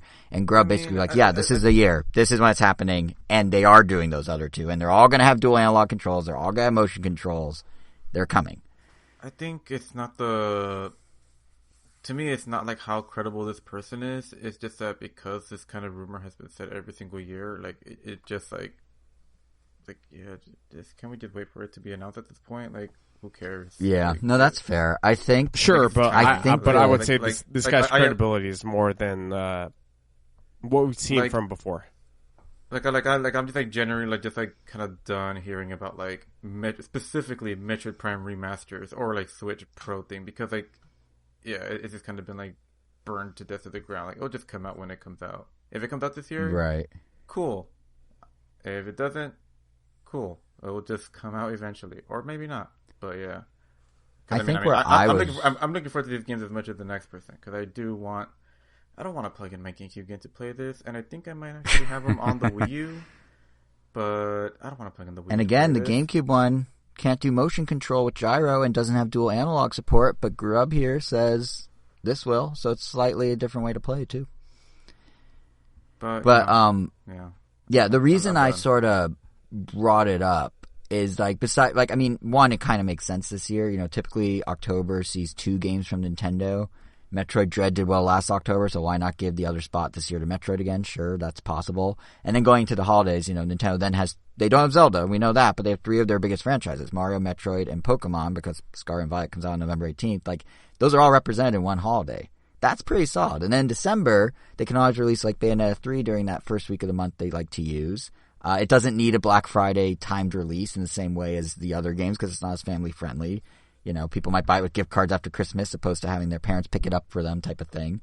So should all that play out that way, the reason I think this is so interesting is if Mario & Rabbids is a Nintendo, like part of the Nintendo lineup as a Mario representative in October, and Metroid comes true, and Bayonetta's in December, and all that pans out, it does actually explain the lack of a June Direct.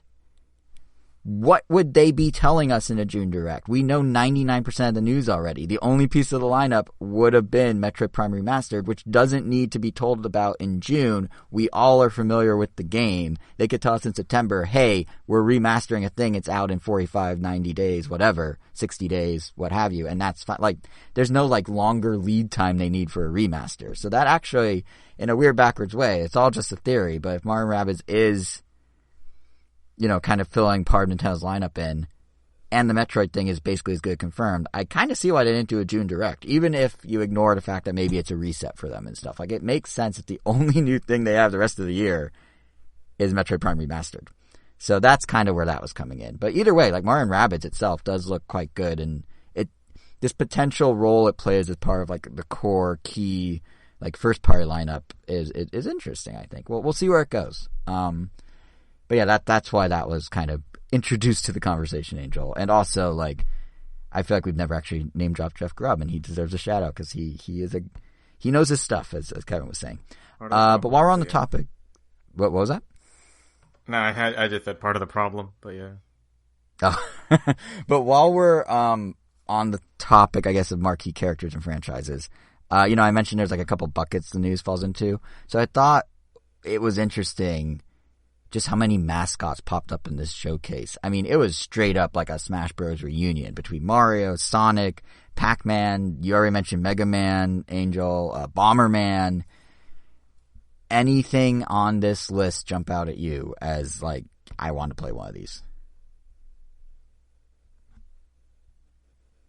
Wait, didn't I already just say Mega Man? That was like Did the only you? one. You said you said that you're happy for people, but I was curious if like Pac-Man or Bomberman sequel are catching your eye. I mean, I guess what I said earlier that like none of the games on the Direct made me go like I can't wait to play this. The only one that made me I only got right. I'm happy for these announcements. But yeah, there was nothing on here for me. Kevin, but it was cool. Hold on, mother. You're telling me that you didn't see the Persona didn't make you think, hell yeah, I'm up for this? I technically didn't say that one just now. If he was only limiting himself to the names I said, to give him an out. Okay. Well, now I'm giving him this. I mean, I yeah. guess, So does Persona but I mean, I'm very glad that this is the last episode. Kevin's gonna rage quit a show that's already ending over this. Because I mean, if I play the game, I'm not going to play it on Switch. I was already planning on playing it like on PS5 or PS4. Well, Persona 5? Yeah. Yeah. Well, now I honestly think that Persona 5 is better on the Switch. Really? Well, let's get into that, actually. Kevin, before I was going to do the mascot games first, but let's do the Kevin corner, because Persona and I feel like Nier Automata were like your games, right? So, to be fair, I have tried to replay Nier Automata like 5 times by now on PC. To be fair, on PC, and have just not gotten into it since. But maybe having it portable in my hands might change things. Yeah, so let's touch on that real quick for those who don't know what they're doing. So Nier, yeah, what? The Kevin corner, spelled with the K, Mortal Kombat style. Yes, this is the Kevin corner. Correct. These games are your games, but yeah, let's start with Nier Automata real quick. We'll circle back to mascots. So this new port, right? It is basically the same game. It's dubbed End of YoRHa Edition. It comes with not just all the, and it comes with not just all the DLC. Has some exclusive costumes too. Apparently, it's running natively on the Switch at 30 frames per second, which is interesting because Square Enix couldn't make that happen with PS2 Kingdom Hearts games. Kingdom Hearts with PS2 Kingdom Hearts games, couldn't make it happen. And yet here we are with Nier, like just fully running on Switch. Is a so I don't PS4 really know how. Game, mind you. Yeah, so I don't really know how that came to be. But do you think, Kevin, like honestly, like is it just a matter of you need just a different way to play it? Like if you could like curl up with it in bed or something versus sitting on a computer playing it, like is that maybe gonna get you revisited, or are you just over it at this point? Oh no, yeah, absolutely. Like Nier Automata, even on PC, has never been a look of a game. So the fact that they're able to do that on Switch is fantastic. And to be fair, what's the hook here? Why do people love this game? Why do you love this game? Like, what's the? Nier Automata? I know I'm gonna. Why do I I'm love gonna Nier plead Automata? ignorance here. What is it about Nier Automata that's so cool? Like, why is this a big deal? I'm gonna level with you here. I have never gotten more than 3 hours into Nier Automata. Okay. So what do you love conceptually about Nier Automata as a idea? It is a platinum game with platinum combat, and platinum games have always had solid combat. Angel can testify with Transformers Devastation. I could testify with Astral Chain as well, awesome. For what it's worth. Yep, with Astral Chain, exactly. Yep. Wonderful 101. And Bayonetta, of course. Exactly. Yeah. Depending on what team that you get with platinum, and Nier Automata got the A+ team. So, yeah, I mean that's all right. I can really say about that. Yeah, it's a shame I can't say the same thing about the Ninja Turtle Platinum game because that was definitely not the A+ team. Yep, exactly. So Nier Automata gets the A++ team because that is a major franchise team.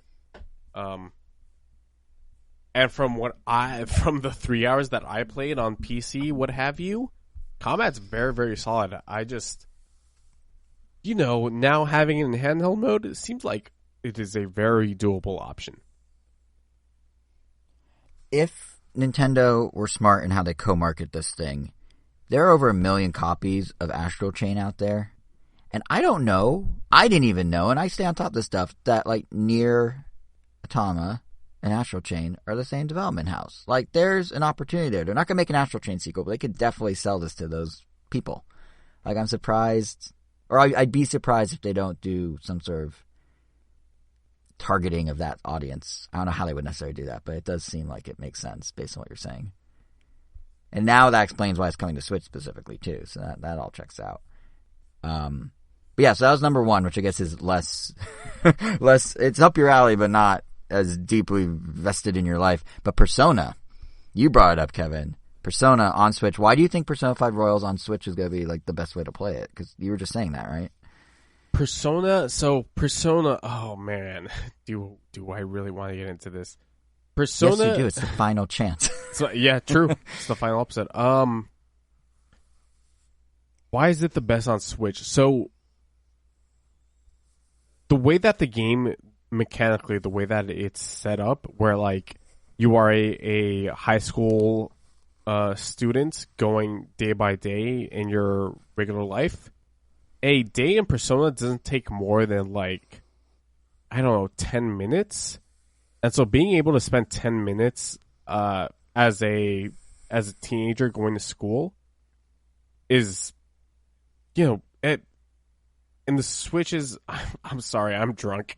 No, I get what you're saying. It has the pick up and play capabilities that for like 15 minutes. Some deeper RPGs don't. Yeah, exactly. Yeah. Now, is that true, would you say, because they're also bringing 4 Golden and 3 Portable over, just like Xbox is getting? Yeah. Which, by the way, how weird that they announced these 3 weeks apart and they act in both presentations like this is this crazy exclusive blowout they're now getting, but each other are doing it. Like it totally took the sting out of the finale of the partner showcase, I feel like, because it's like, hey, remember what Xbox did? Same. Exactly. We're gonna do that exact same thing. Yeah, the little conversation where it's like, it's kind of weird that Switch is excluded from this. It's like, oh, that's because they were saving. Because Nintendo made it their finale too, almost a month later. Yeah, it was strange. But no, but the question I was getting to before that is, does that portability advantage hold true with 4 Gold? I mean, 3 Portable, it's in the name, but is 4 Golden as pick up and play? Is this a boon for all the games, or is it just Persona 5 that really plays into the Switch? No, it's absolutely a boon for all the games in this in these releases.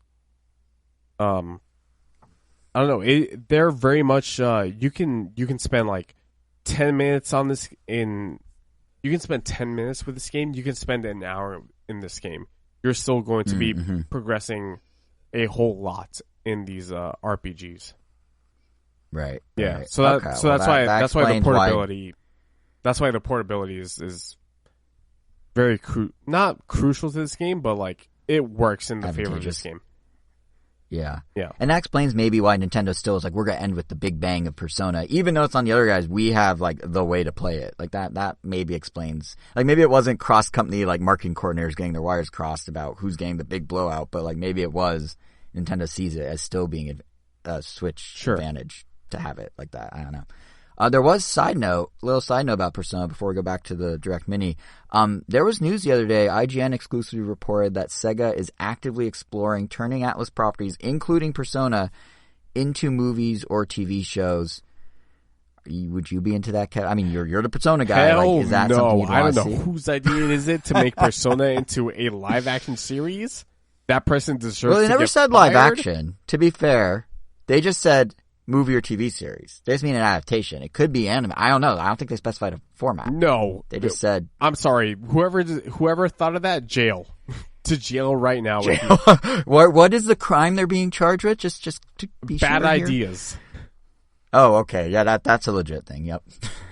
Yeah. Well, what is your concern? Just they're gonna the live action Netflix anime adaptations? A live action Persona series? No, get out of here with that. There's no shot that you make that into a successful full series.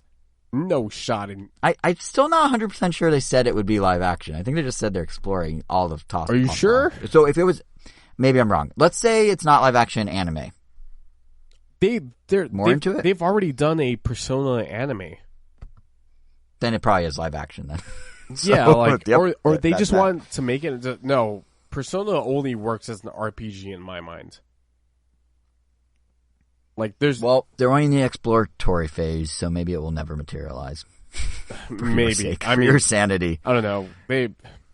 Was Sega involved in this NFT business, or was that just Square Enix? I think they've sidestepped it for now. Sega Sammy's talked about it, like their parent company, but not in any concrete terms. Of course, Sega NFTs are Sammy's tanking, so yeah. I mean, Sega Sammy's about literally gambling. Most of their business is gambling, so yeah, they're gonna look at ways to take money from people, no matter what it is. Yeah.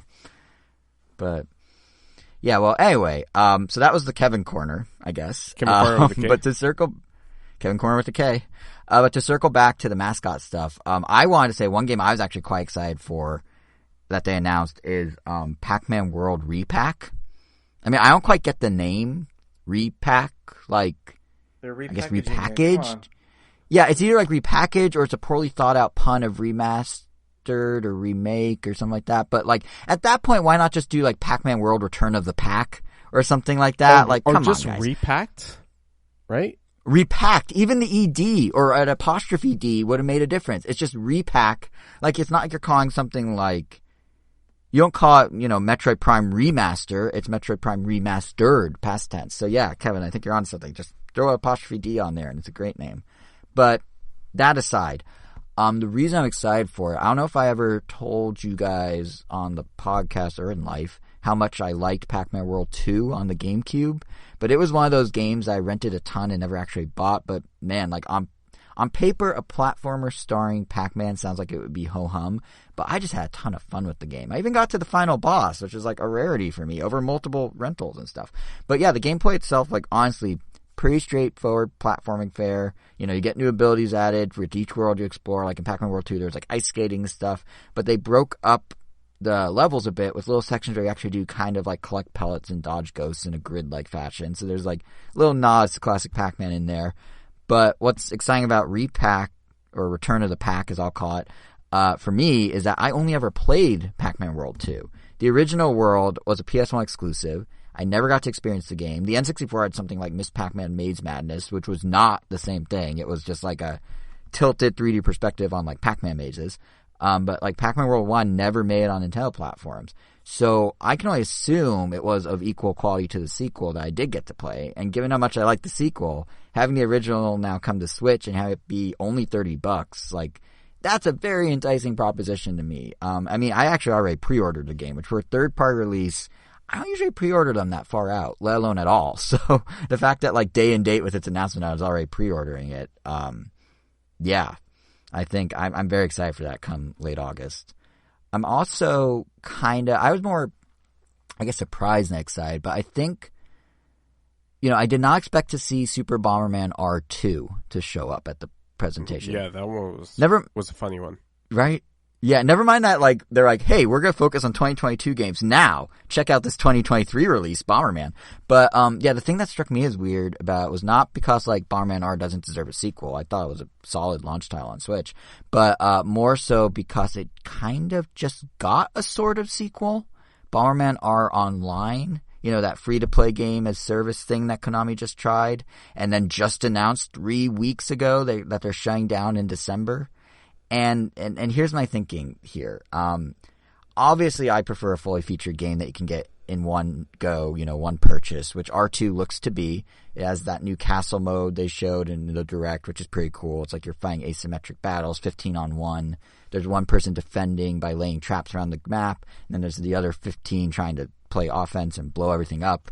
That could be super fun. And it has a full level editor, plus it includes, funny enough, the exact Battle 64 mode that was in R Online and is now being shut down until R2 comes out. But my concern is if a free Bomberman can't seem to generate enough of a player base to sustain itself, will a fully fledged sequel that costs a fully fledged MSRP be able to? Like, I legitimately don't know the demographic breakdown of stuff like this, so it's an honest, not rhetorical question. But I'm just thinking, like, how many games have growing player bases at once right now, and to what amount do they then have success? Like, if you look at something like Bomberman R, like we're talking about, that didn't last 18 months. It's being shut down. And then there's just announced that, if you guys remember Spellbreak, which was a free-to-play on Switch, it was like Fortnite but with magic. That was around for 4 years, but they just announced that's being shut down too due to player base size. So if you're like buying R2, what do all these cool new modes look like in an online sense 6 months, 12 months later? It's a question I feel like we've been asking throughout 2022 on the show, but like that's kind of where my head goes with this stuff now. It's like as cool as a lot of the game seems, and as cool as it could be for local multiplayer, like if we collectively, went to your sister's house, Angel, like I think that's where we used to play the original Bomberman R, like collectively, like a group of us there. Like if we did that, great. But that's not always the accessible way to play Bomberman. Like, if you want to go online, is there something, if you're paying $50 for it or whatever, are you guaranteed a few months from now, a few months after release, it's still going to be there to play online? Like, it's just kind of a weird thing with online games now. So I'd be very curious to see how R2 fares longer term. But yeah. And on paper, it sounds great. I mean, I think the biggest question that everyone should have on their mind is, will they fix the spine for the sequel, or are they going to be consistent and keep it? Oh, that's a good God, point. I didn't even think of that.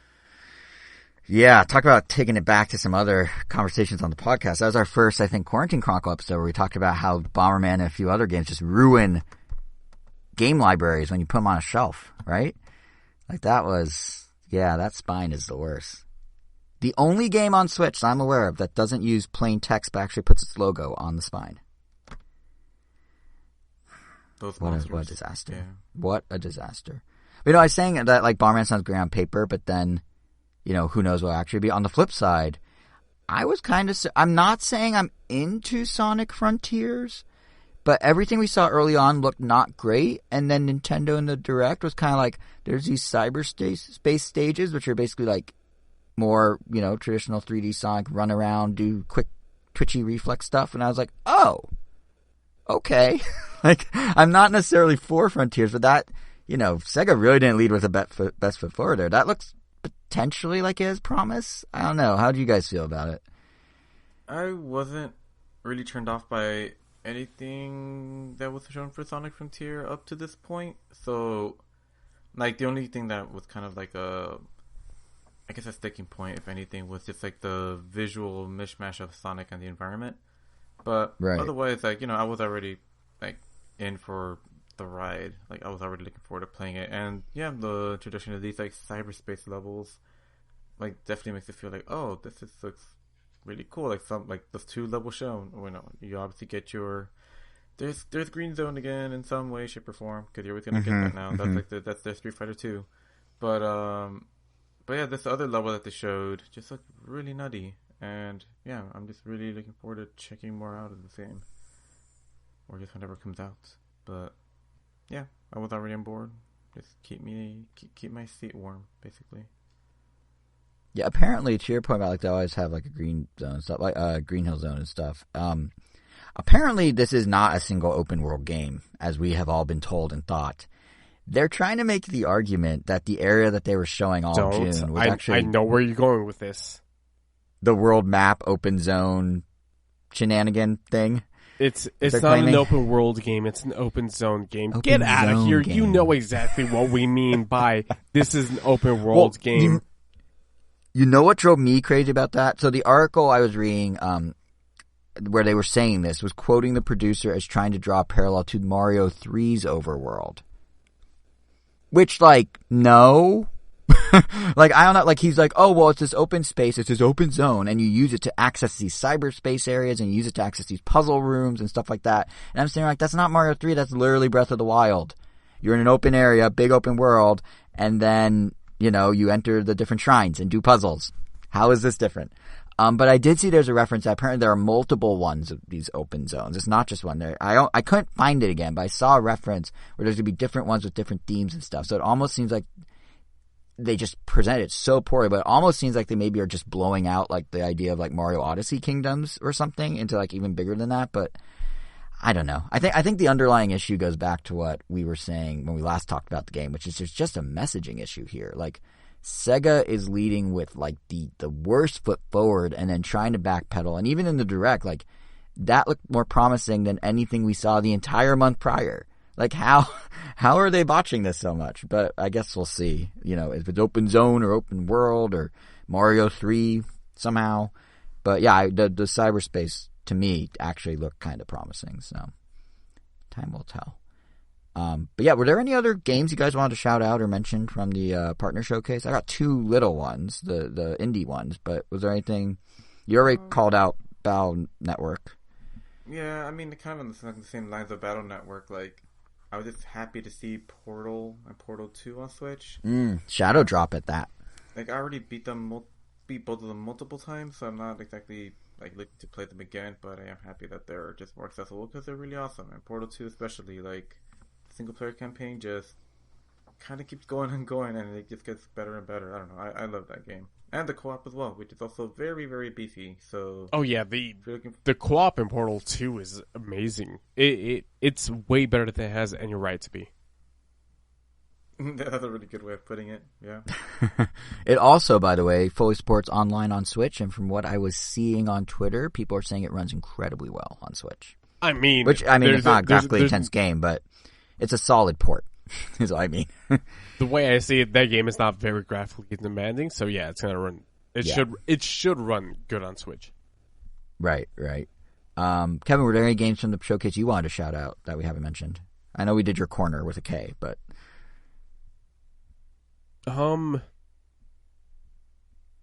with the amount of alcohol I have in me, I can't really remember that many. Fair. I don't know. It was a solid direct to mini. Yeah, very, very solid direct to mini. I completely agree. And I think before we fully wrap, there are, like I said, two that I wanted to just shout out, like very briefly. There's not much to say or speculate on because they're both original properties, but it feels like they deserve a mention at least. So one was Blanc, which is that black and white game in which a deer and a dog basically set out on a journey together, which you can play in co-op online or local. It's a wolf. Apparently. Is it a wolf? You're right, it's a wolf. Yeah, it's a wolf. Which is, similar in the genus of dog or whatever. So, but yeah, it's interesting because the entire game is this like black and white art style. Apparently the story's told entirely without text. It's all going to be through your interactions with each other in the world. It reminded me kind of like Unravel or what I've heard about It Takes Two, which is like you each have like kind of different things you have to do together and you have to coordinate. So depending on how clever the puzzle solving is and how good or how well you can communicate with your fellow player, like there could be something cool there. And it is a Switch exclusive to start at least, which is, just going back to that old Switch MO being the multiplayer system baked in that, the advantage it has over other consoles. Like that's two controllers right there. Wherever you are, like that might be a fun one for it. The other I wanted to shout out was Lorelei and the Laser Eyes, which caught I my totally forgot about that. Yes. It reminded me of Hotel Dusk on the.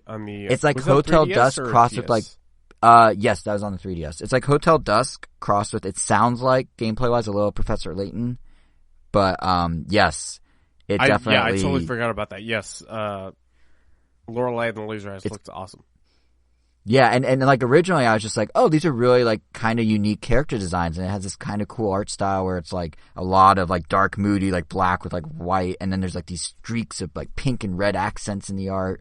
And then this Simogo logo, or however you say their name, popped up, and it clicked that the reason I'm like, oh, these character designs are interesting is because it's the Sayonara Wild Hearts developers, and the characters look kind of like the Sayonara Wild Hearts characters, and I love Sayonara Wild Hearts. So now that game is shot way up my list, not just because like it looked kind of interesting, but like I will follow that developer wherever they go at this point. No idea what the game is. They're describing it as a modern take on point and click, which is mysterious as the plot of the game, which is, you're investigating murders in a mansion or something like that. So we'll see what that all means. But yeah, Lorelei and the Laser Eyes, kind of a cool, also Switch first surprise. So, and it was nice to see that Nintendo, they had a lot of big third-party games, but then they like, to the point of, the Direct being so solid, they had a lot of big, beefy, like, names, but then they also slipped in some interesting new exclusives as well. So it's like a really good balancing act of big IP, small IPs, big publishers, small developers. Yeah, I thought it was a good Direct. Unless you guys have anything else, that does conclude the final Nintendo Direct of any caliber we'll be covering in this form of our podcasting. Anything else you want to shout out from the Direct, or should we go to our final segment of the evening here? No, just come on, Nintendo, just drop the mini moniker. But otherwise, yeah, it was solid showing. Okay, so that does meme we just wrapped with Angel saying, Nintendo, clean up your branding, our final news segment, which is great. If you go back to our early years, at one point we actually called our news segment, What's Up with Nintendo? And then we just unceremoniously dropped that name sometime before Kevin became third chair. I don't know if you even remember we used to do that, Angel, but like every episode we'd be like, all right, that's what we've been playing. Now let's talk about What's Up with Nintendo. Does that, like, I totally forgot that was a thing until like the other night, and I was like, oh, when did we stop doing that? And why? Yeah, and why did we do it to begin with? But anyways, we did want to take a few minutes to reflect here. Like I said at the start of the episode, we've been doing this show for 10.5 years. It was only in November that we did our big 10th anniversary blowout with memories of events we went to and favorite moments in games, and you know, we brought on old friends, and it was a grand old time all around. A few things could theoretically be amended from that. Like, we have more episode titles now to choose our favorites between, but like, let's be honest, as 2022, have we had the best episode titles this year so far? Has they been that good? Like, maybe Curb Your Enthusiasm, maybe What's Indie Cards are two standouts, but like, I don't think we need to do more retrospective stuff about the show. Like, for all that show retrospective stuff, I personally would just point everyone back to episode 268. It's legitimately a really fun episode, if you ask me. So go listen to that if you want to hear about the show for the past 10 years. But one thing that wasn't touched on as much in that episode, and this is actually something, Angel, you mentioned and raised when we were talking about how to wrap this thing up, is kind of what the podcast meant for us individually. Like, obviously, everyone out there listening, you guys help keep us going. You know, knowing you're out there, getting your feedback and comments, seeing our listenership numbers rise, it's really rewarding. And we thank you tremendously for that. But we always talk about the show as this one entity, right? Except it's really made up of the three of us. And as we'll soon discuss, the three of us are really the core of what comes next for our podcasting careers, I guess you could say. Like, what you can hear next from us is around the three of us. So we've talked about the show in the past. We've talked about Nintendo's impact on said show. But we, or really at Angel's prompt here, kind of thought, what about us, like as individuals? What did this show mean to each of us? How has it impacted each of us? And what's the new format going to mean for us? So Angel, since this came from you, do you want to kind of start off with what it was, what the Ram Nintendo podcast was for you? Yeah, of course. And like, for me, like, the podcast has always been, you know, I could kind of describe like my interest like in pillars. Like, you know, I have like my video game pillar, my drawing pillar, my animating pillar, which I do keep separate because they're kind of different. And, you know, like, over the years, like, in the beginning when we started, like, this was a very core part of like what my routine was. Like, part of my day did involve, like, you know, going to Go Nintendo every day, scouring like Nintendo news. Like, Nintendo was a big part of that, and it was great. Like, it represented like a part of who I was like for many years, and you know, like up until like these last like 10. But you know, where people are complex things, like everyone, like, you know, we all grow and change with time, and over time I just started grabbing more and more different hobbies. Like, you know, like some of my things kind of split into multiple things. I started picking up Japanese a lot more. Some of my animation and drawing like got taken different directions, but probably more so than anything, the way I consume media has definitely evolved over the last 10 years. And it's definitely gotten more and more, I would say, diverse in the last like 3 or 4. To the point that, like, there's just too many things to consume, too many things that I like, too many different interests.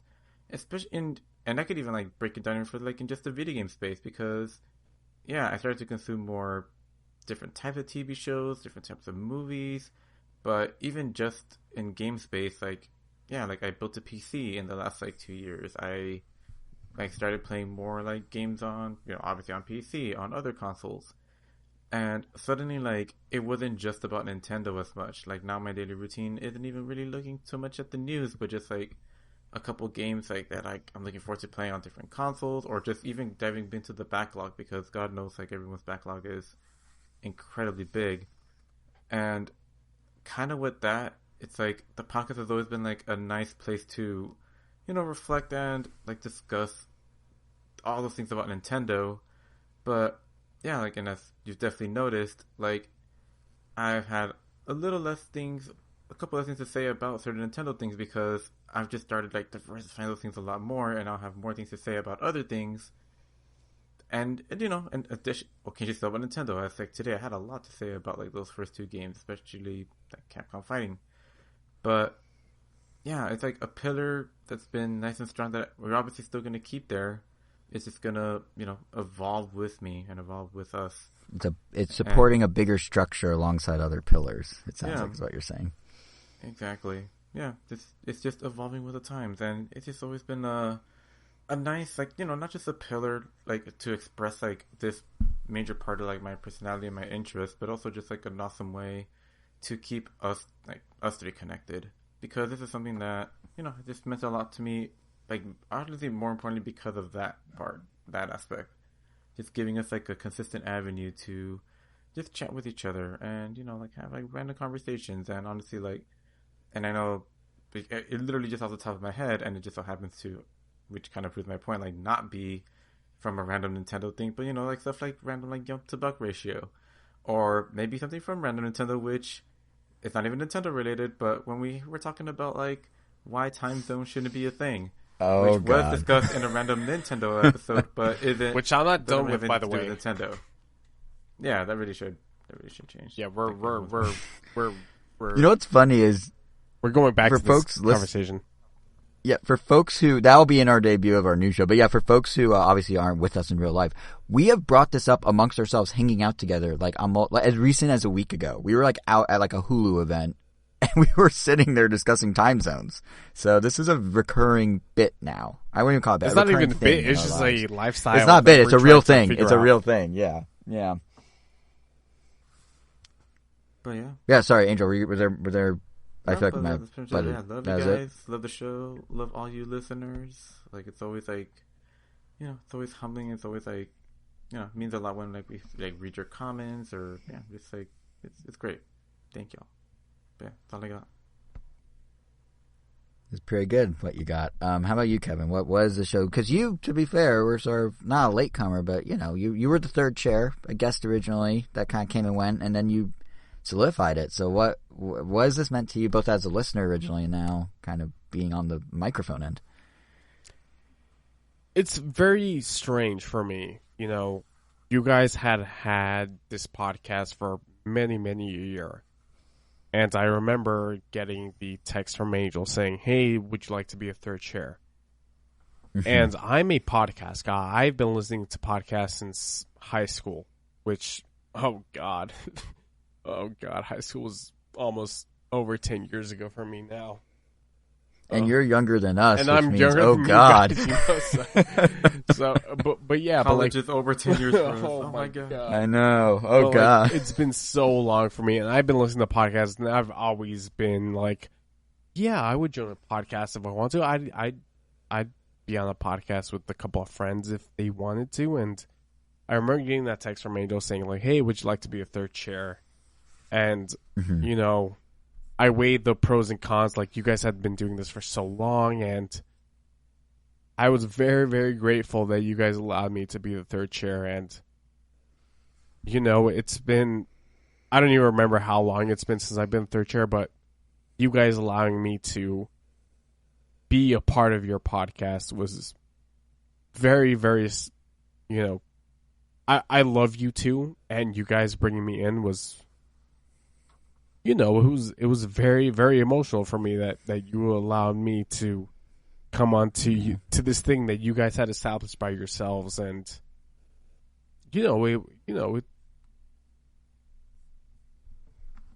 I'm sorry, I'm getting emotional. It might be no. It's but like, it was very special to me. It was hey, I get to bring my thoughts to it allowed me to speak my mind onto things that I liked Nintendo doing and things that you guys know as much as I do how much some of the things that Nintendo does do that I'm not very fond of, and then you guys allowed me to bring on Quarantine Chronicles that turned into random Nintendo, and right. It was it's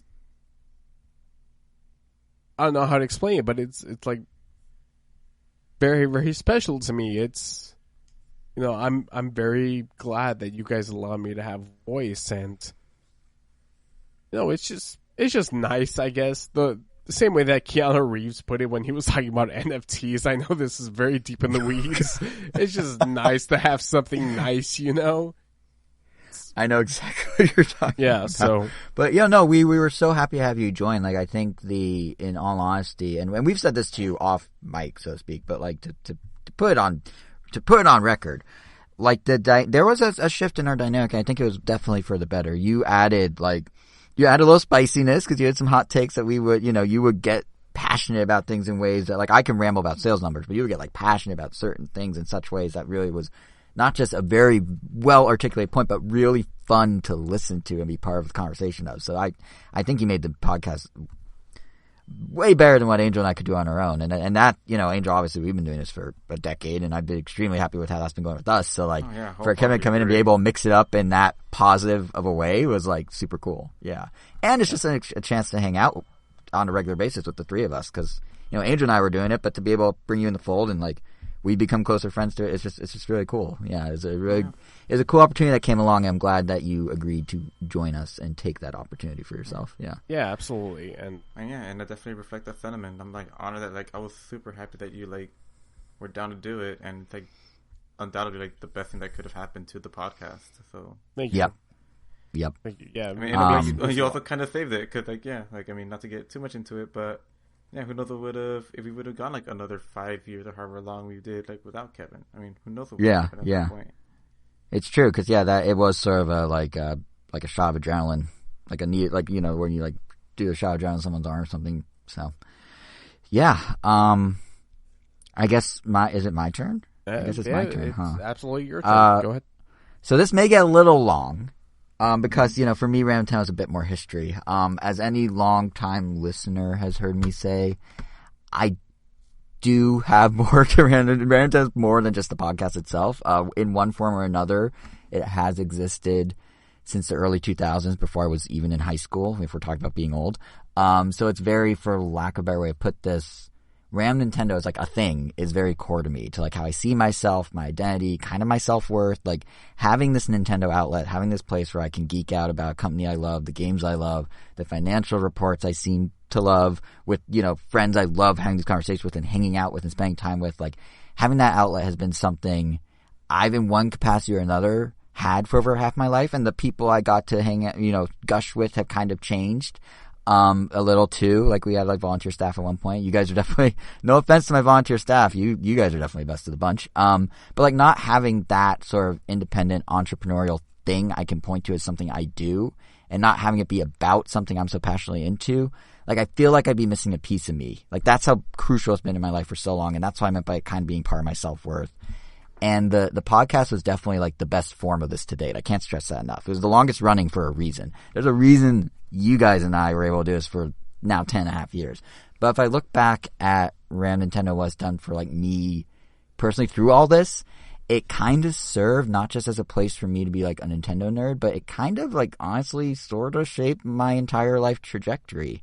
And I realize how dramatic that sounds, but I do mean it. So if you would join me for a minute as I step back in time, Ram Nintendo has gone through like 3 different forms and phases that really helped me identify what it is I enjoy doing and kind of what level I enjoy doing it at. Like if you go way back, this whole thing started, and the name came from a random .tk website, one of those free .tk domains I decided to make, where I'd occasionally write reviews. I'd Photoshop, this is real, I'd Photoshop fake GameCube and Game Boy Advance boxes with made-up games, and it was silly, and I was like, not even in high school yet, but it was fun. And it's what led me to start to explore some like rudimentary Photoshop and get into like some light graphic design, which I sort of self-taught, and it kind of has remained an aspect of, albeit at a lower level, like my actual career. And all that stemmed from those silly fake game boxes I used to make. But as that evolved and I got more into it, I actually started to write more too, like a lot more. If you fast forward now to high school, my high school years, I was seriously looking to have Ram Nintendo be something where I can emulate the speed of coverage of someone like IGN or GameSpot or then Planet GameCube, if anyone remembers that old name, for Nintendo World Report. Like, I'm not kidding. Like, literally, I'd come home from school and spend multiple hours rewording press releases into my own original stories and then posting them always on the same day they broke because, one day late, that's too late. And the thinking was like, hey, maybe I have a knack for this game journalism thing. Maybe that's a future for me. You know, I mentioned I had volunteer staffers at the time. The idea there was like, well, if I want to like build out Nintendo site and make this like a thing I do, like I'm going to need people to help shape that future. But at the same time as that was happening, there's this other side of Round Nintendo I haven't talked about as much, you know, over the years on the podcast. And also this other kind of side of me, I guess. I was also, this is something I have mentioned, but I was also very active in Nintendo's official Insider forums back then. I became an early version of what's now considered an influencer, essentially. They called them sages. They quote us on like Nintendo.com's homepage, and unprompted, we'd pop up in Nintendo Power being quoted, which was a super fun surprise. Like 4 times it happened. But we were basically the thought leaders, if you will, of the Nintendo community. And that inspired me to also include a forum on Random Nintendo, like the daily news site, which actually, like for a high school kid, we had a good like 500 to 600 members on there, multiple volunteer moderators, and I really enjoyed running it. So now I wasn't just like writing static stories on Random Nintendo. I was literally in tandem building and maintaining this kind of like living, breathing community. And in the midst of all that, Nintendo also asked me to become a volunteer moderator of their forum, paid in occasional Game Boy games, but essentially for free. And that aspect of what I was doing, like between managing around Nintendo's community and assisting with Nintendo's official one, that, in retrospect, is what gave me my current career path, where I now, without, you know, doxing myself too much here, I run teams who manage online forums that combined have an audience reach of like 68 million people across 145 different websites. And the spark of that was back then a little Random Nintendo forum. And Nintendo gave me a peek behind the curtain of their forum, quite possibly only after seeing that my forum was not, you know, complete chaos. Like maybe they thought I had a knack for this type of thing, which now brings me to the podcast itself, like the actual thing that we're changing here. And to that notion, and it brings me back to that notion I gave that's part of my identity. Like when I came out of college and started to do my online community career, obviously game journalism wasn't a part of that plan anymore. The time commitment of a daily site wasn't realistic. Even in college, I dropped that. But I still loved talking about Nintendo and sharing thoughts and, sharing sales numbers. And there was a very receptive and equally interested friend on the other end of those conversations, Angel, you. And it seemed like it would be fun to give us a project, give us a podcast, you know, give us this outlet to really have those conversations we were kind of already having anyway. And selfishly for me, it was a way to sort of carry on the legacy of Rand Nintendo and everything I liked about reporting news and reviewing games, but with a time commitment and format that allowed me to also have a career in social life. Because for me, throughout all this, a core part of me, especially me on the internet, is my Nintendo fandom and showing that fandom and discussing things within that fandom and presenting those discussions in some sort of quote-unquote like formal capacity. And what's been incredibly fun about the podcast, beyond getting to share the experience with 2 friends who I love, is that I think we also found the right ratio or equation of how to have this outlet as a hobby, but hit all the goals we'd want to hit if it was more of a career. Like going to E3 as media, covering multiple other conventions like PAX or GameStop Expo or Comic-Con or Indie Mix, getting review codes, interviewing Zelda voice actors, and, you know, most significant to me, continuing to have a platform where I can express my hot takes or whatever and have people seemingly actually care about those thoughts on the receiving end, which again, you know, that includes the 2 of you, and it also includes everyone listening now or at any point ever in the past. I am eternally grateful for that. And really like my overarching like passion, like the reason I love the online community work I do for like my career is because I really like being able to form connections over a shared interest. I mean, Kevin, you started out as a guy I knew through Angel's brother, but we like became better friends as you joined us here on the show over this shared connection of gaming. And like broadly speaking, it's just a really cool, unique thing the internet was able to give us as a collective, I don't know, humanity, I guess. Like we don't have to become friends based on proximity anymore. You can make friends across the country or world because of a shared interest. And for me, that's always been Nintendo. It's why I'm always like Nintendo foot forward in everything I do online. I mean, just look at my Twitter. It's like constantly Nintendo. And it's, I think, what has driven so much of my desire to keep finding ways to share my enthusiasm, opinions, passions about Nintendo with friends who are, you know, just as excited about it or with a larger group. Because in that group, there are connections made. I've met multiple listeners over the years, and it's always a cool experience that I'm always thankful for. So I'm sorry this is so long-winded. I think it just goes to show how much Rand Nintendo has, especially in the podcast form meant to me, even beyond just an opportunity to share closely with you guys who are already friends, but like kind of forming those new connections. And I also think it shows, honestly, that Random Nintendo's kind of like a Pokemon in that it's gone through evolutions itself, right? Like first it was the .tk fake game thing, then it was the daily news site, then it entered its third form, its strongest yet and presumably final form with the podcast. Except now, like in, I guess, the later Pokemon games, there's an opportunity to evolve in a different way. I think Random Nintendo or Quarantine Chronicles, as you know, it started when you came up with it, Kevin. I think it really opened our collective eyes to the fact that now the relationships are established enough that we can talk about more than Nintendo. We're all friends here, including you out there listening to this, and we can have just as much fun talking about movies or music or other games on other platforms. And, you know, thanks to the feedback of you listeners, we know you guys enjoyed Random Nintendo as well, which kind of, you know, proof is in the pudding there, so to speak. So to go back to the Pokemon analogy, like Random Nintendo, it's a dated Pokemon analogy now I think about because it's Pokemon X and Y, but whatever. Random Nintendo is like we discovered a Mega Stone, right? And we're now sort of mega evolving the normal Random Nintendo podcast. Which means for me, I get to keep having my Nintendo outlet. For Angel and Kevin, you guys have some freedom of not hearing every single financial sales number, but also discussing content you're actually consuming and interested in. And continuing collectively, we all get to continue the fun of having these chances to bond over this stuff and, you know, having that friendship just go even further, which is in its own right worth doing this podcast for. And then for everyone listening out there, it's also going to be a very familiar show. Like, it's going to be like, you know, going from Charizard to Mega Charizard. They're kind of similar, but they're kind of different. Like, we're shooting to keep it bi-weekly, although there may be some exceptions, in which case we'll keep you posted. We'll have some new theme music, which you have to tune into here. But, Kevin, you can confirm it's pretty good theme music, right? Yeah, pretty good. It. In my opinion, yeah. You know, I think you guys were both on board. We're still Yep. not finalized, Yeah. but we got a Love that track. banger. We got a banger Yeah. on deck, just in case we want to We use do it. indeed. And the show will still, for those who, like, you know, they tuned in because we talked about Nintendo, there is still going to be an anchor in Nintendo. Not every news story will be covered, and I'm sure at bare minimum, you know, I might be the only one at times that has a story, but we'll at least have a topic or two that's still Nintendo. Plus, we now get the variety of the Random Nintendo show, meaning whatever else we've been into, you know, we still have an opportunity to share it with you as these three individuals that all of you have gotten to know the likes and dislikes of. So we're kind of moving from it being about like Nintendo, being about these people that you've connected with because of Nintendo. Which leaves us with the final bit of news about the revamped show, which is the name.